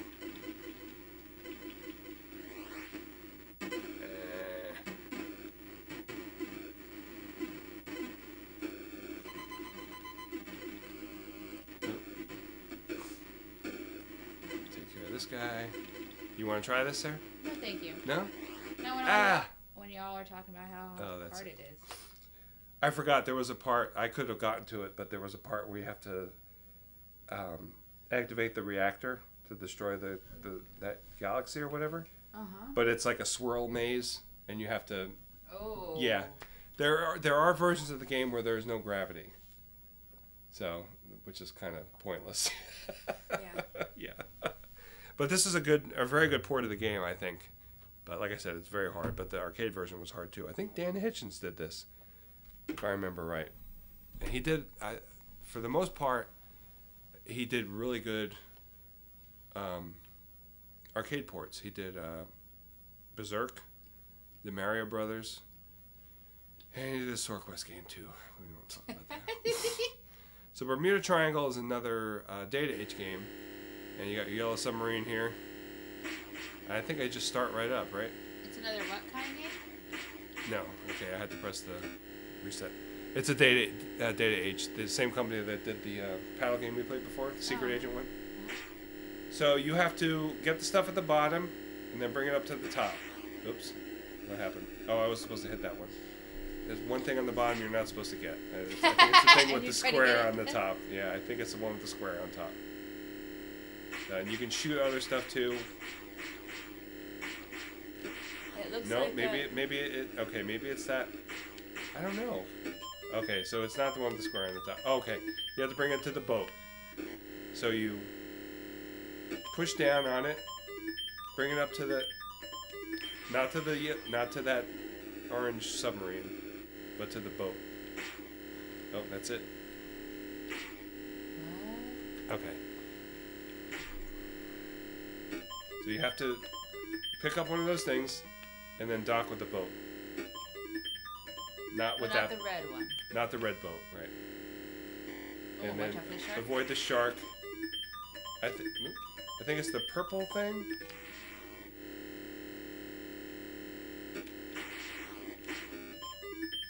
Whee. Ah.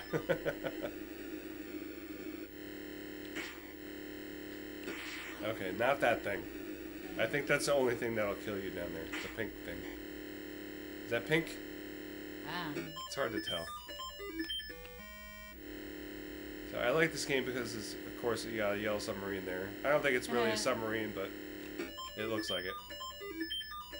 Also, Sequest has one too.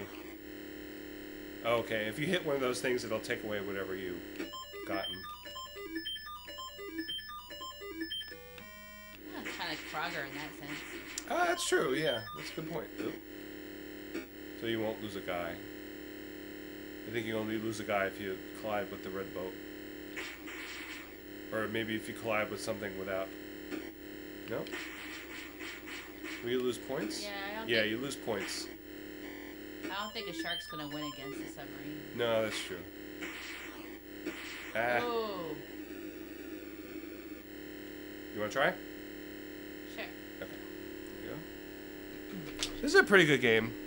Data Age got pretty good towards the end. I do like some of the earlier games. Not all of them, but some of them are okay. But of course, this one and Frankenstein's Monster were the last two they put out. And Frankenstein's Monster is awesome.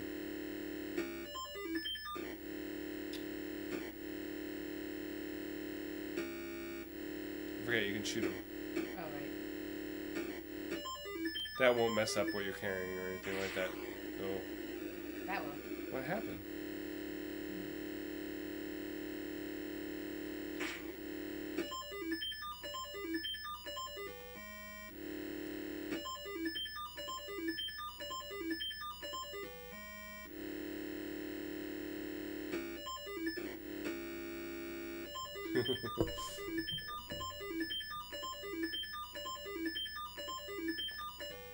It's very colorful. Yes, I like it. I kind of was thinking that was an Activision game because of the rainbowy look on the top. Yeah, it does resemble an Activision game. Kind of, it does look like Sequest a little bit. Yeah, that's what they were going for. It might be, yeah. But unfortunately, we don't know yet who programmed any of these games. The Data Age games.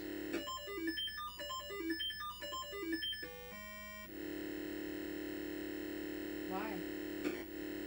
Uh, I mean, I know they didn't get credit for it on the box, but you would think somebody would remember at this point. yeah. I don't know.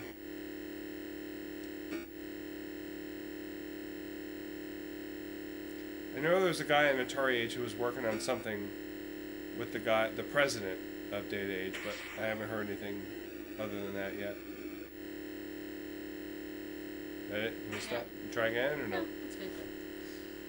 Alright, so that's Bermuda Triangle. So I got one more regular release Data Age game to go, and then one prototype. So I think I'm going to do Frankenstein's Monster for Halloween next year. Oh, that's a good idea. Yeah. It's still, I can still say next year.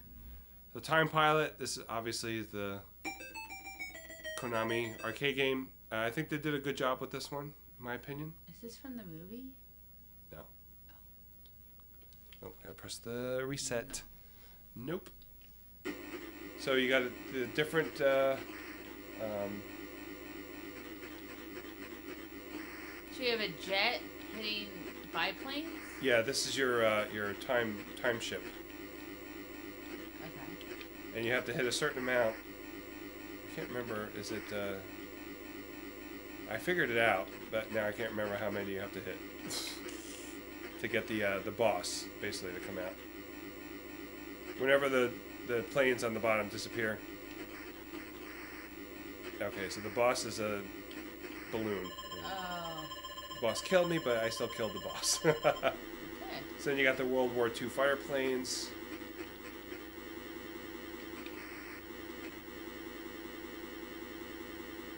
Ugh. I was a little spotty at this game. Is that I it? like how it says circa. Yeah.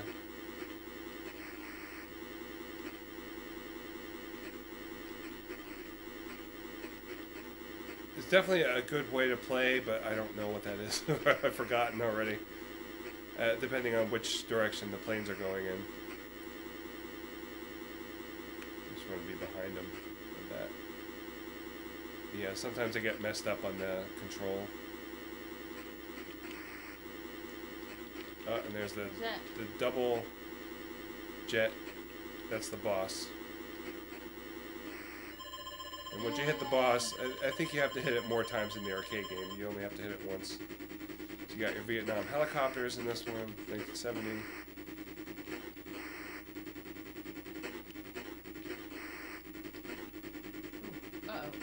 Whoa, what?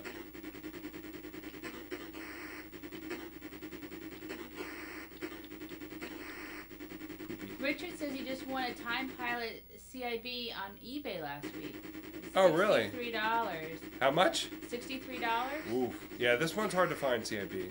Only 3 people were bidding on it, and he counts himself lucky on that one. Wow. And Matt D says, that's a good price, Richard. This one's pretty rare, especially CIB. Yeah. And Richard said it was averaging $100. Oh, and he's wow. very happy to get it for $63. Good. Now about the jets. I like the colors. Yeah, the colors are pretty cool. I mean, they're not like natural colors at all, but Yeah. I do like them. And I think the last, I'm not going to get to the last round. That's, I think it's 2001, and it's alien ships. Do you want to have a go? No, thank you. No.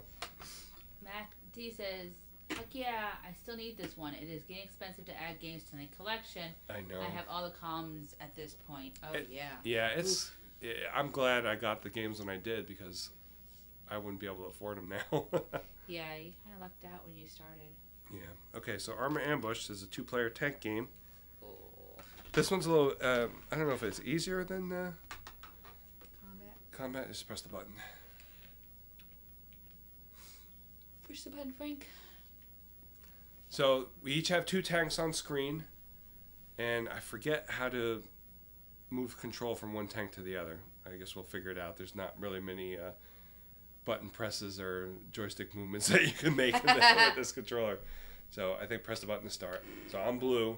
They move a lot faster on the road here. What was the, how'd you switch it? I don't know. Okay. I hit a bunch of buttons. Down. Just push down to switch.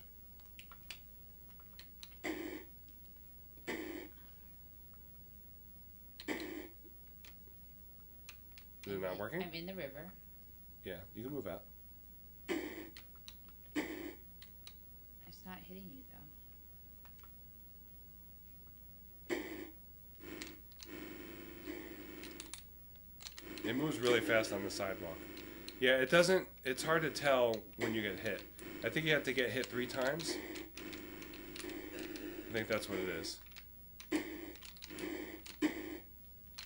Oh, I forgot there's a barrier there.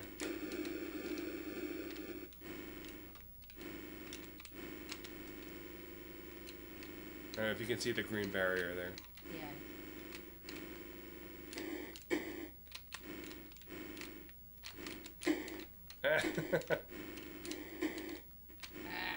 It doesn't show when you, oh, good job.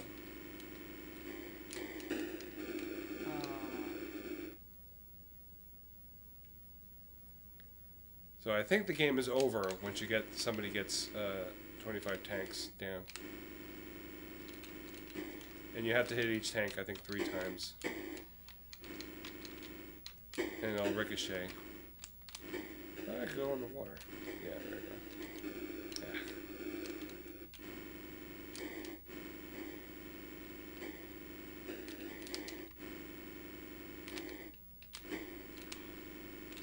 I wish we knew how to switch from one to the other because it just seems to be random. Hold down. I did that and it... Don't press the button.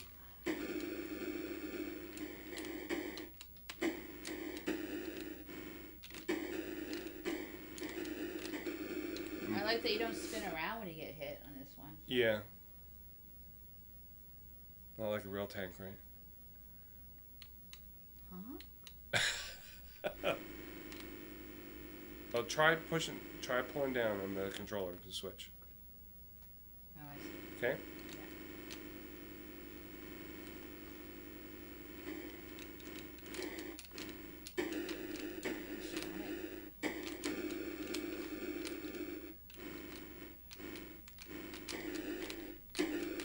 Oh.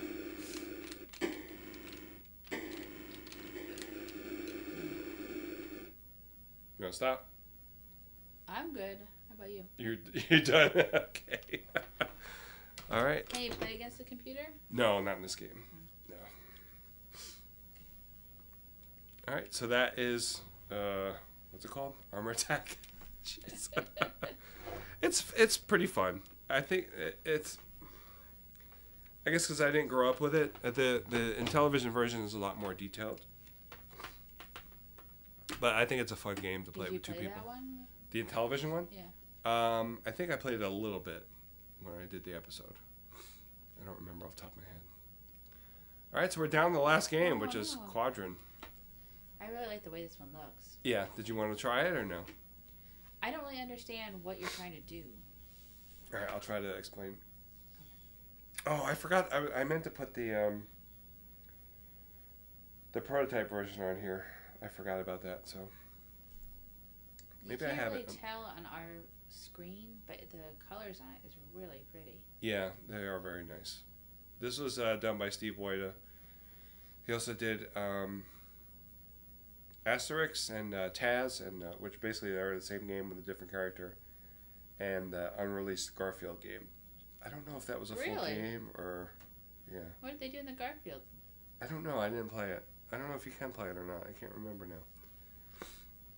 Try to eat lasagna. So Quadron is the probably is one of two games that has onboard speech, and you don't need like the IntelliVoice module, or I think the Odyssey one was just called the Voice.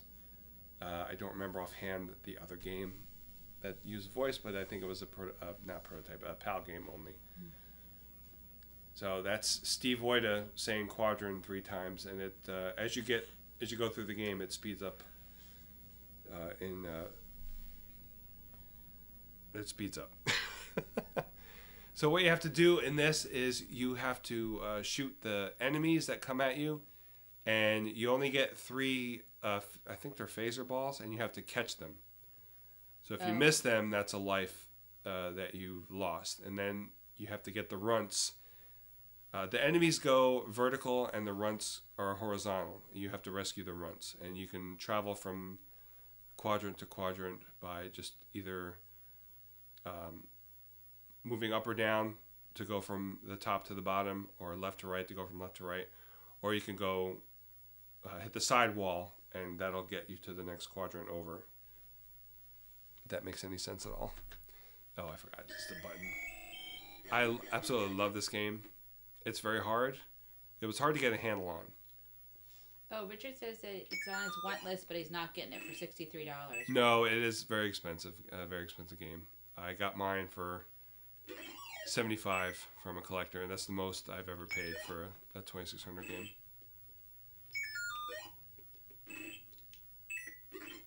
Oops. And Matt D says he probably not, and he never sees it with a box. I never see it with a box. It seems. Does yours have a box? No. No, that's even more money.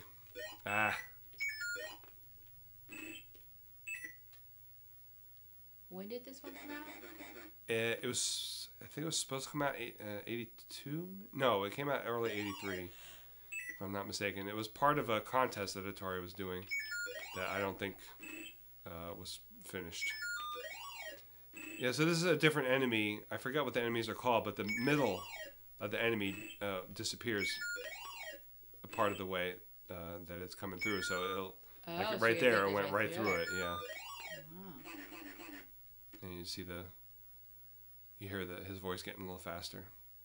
So yo-yos. Oops. Yeah, that's it for me. Yeah, they don't go the whole way. They just go halfway and then come back. So you have to get behind them and shoot them. Do you want to try? No, I don't. I'll try. Richard says, I'm trying to get all the mail-ins. I got lucky with Crazy Climber for 51 cart only, but maybe lightning will strike twice. Yeah, I would love to have that too. I think I'm missing one. Which one? I think Rubik's Cube. I have Atari Video Cube, but I don't have Rubik's Cube. It's the same game. Oh, come on, man. I just like looking at this one. Yeah, it's a nice... Once you get the hang of it, it's a fun game.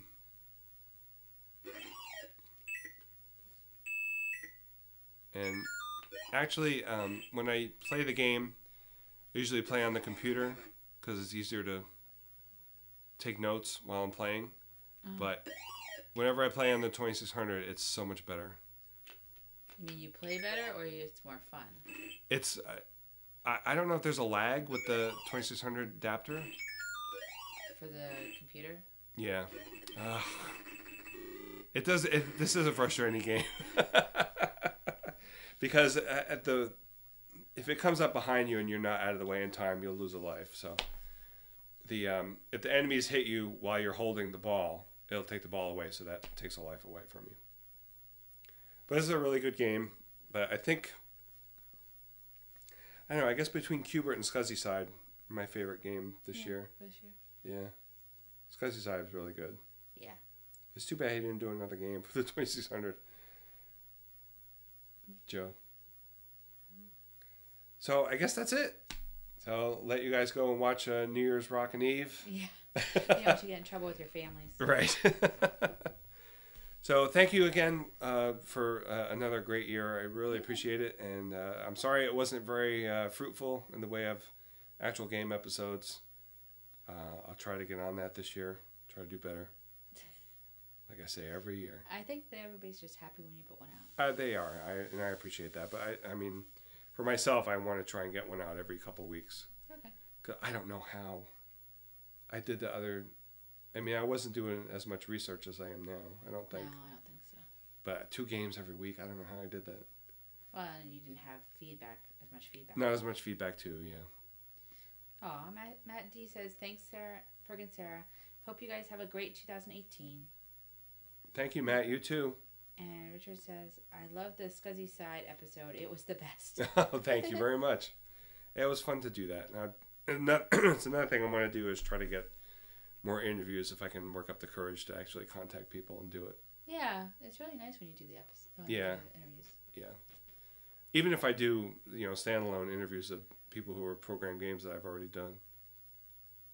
Scott says good night and Happy New Year. Thank you both. Happy New Year. Thank you. Richard says Happy New Year's.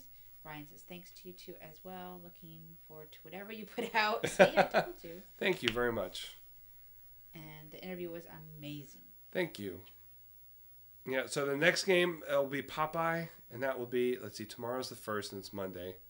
So the 3rd is Wednesday. So I'm shooting for January 10th on Popeye.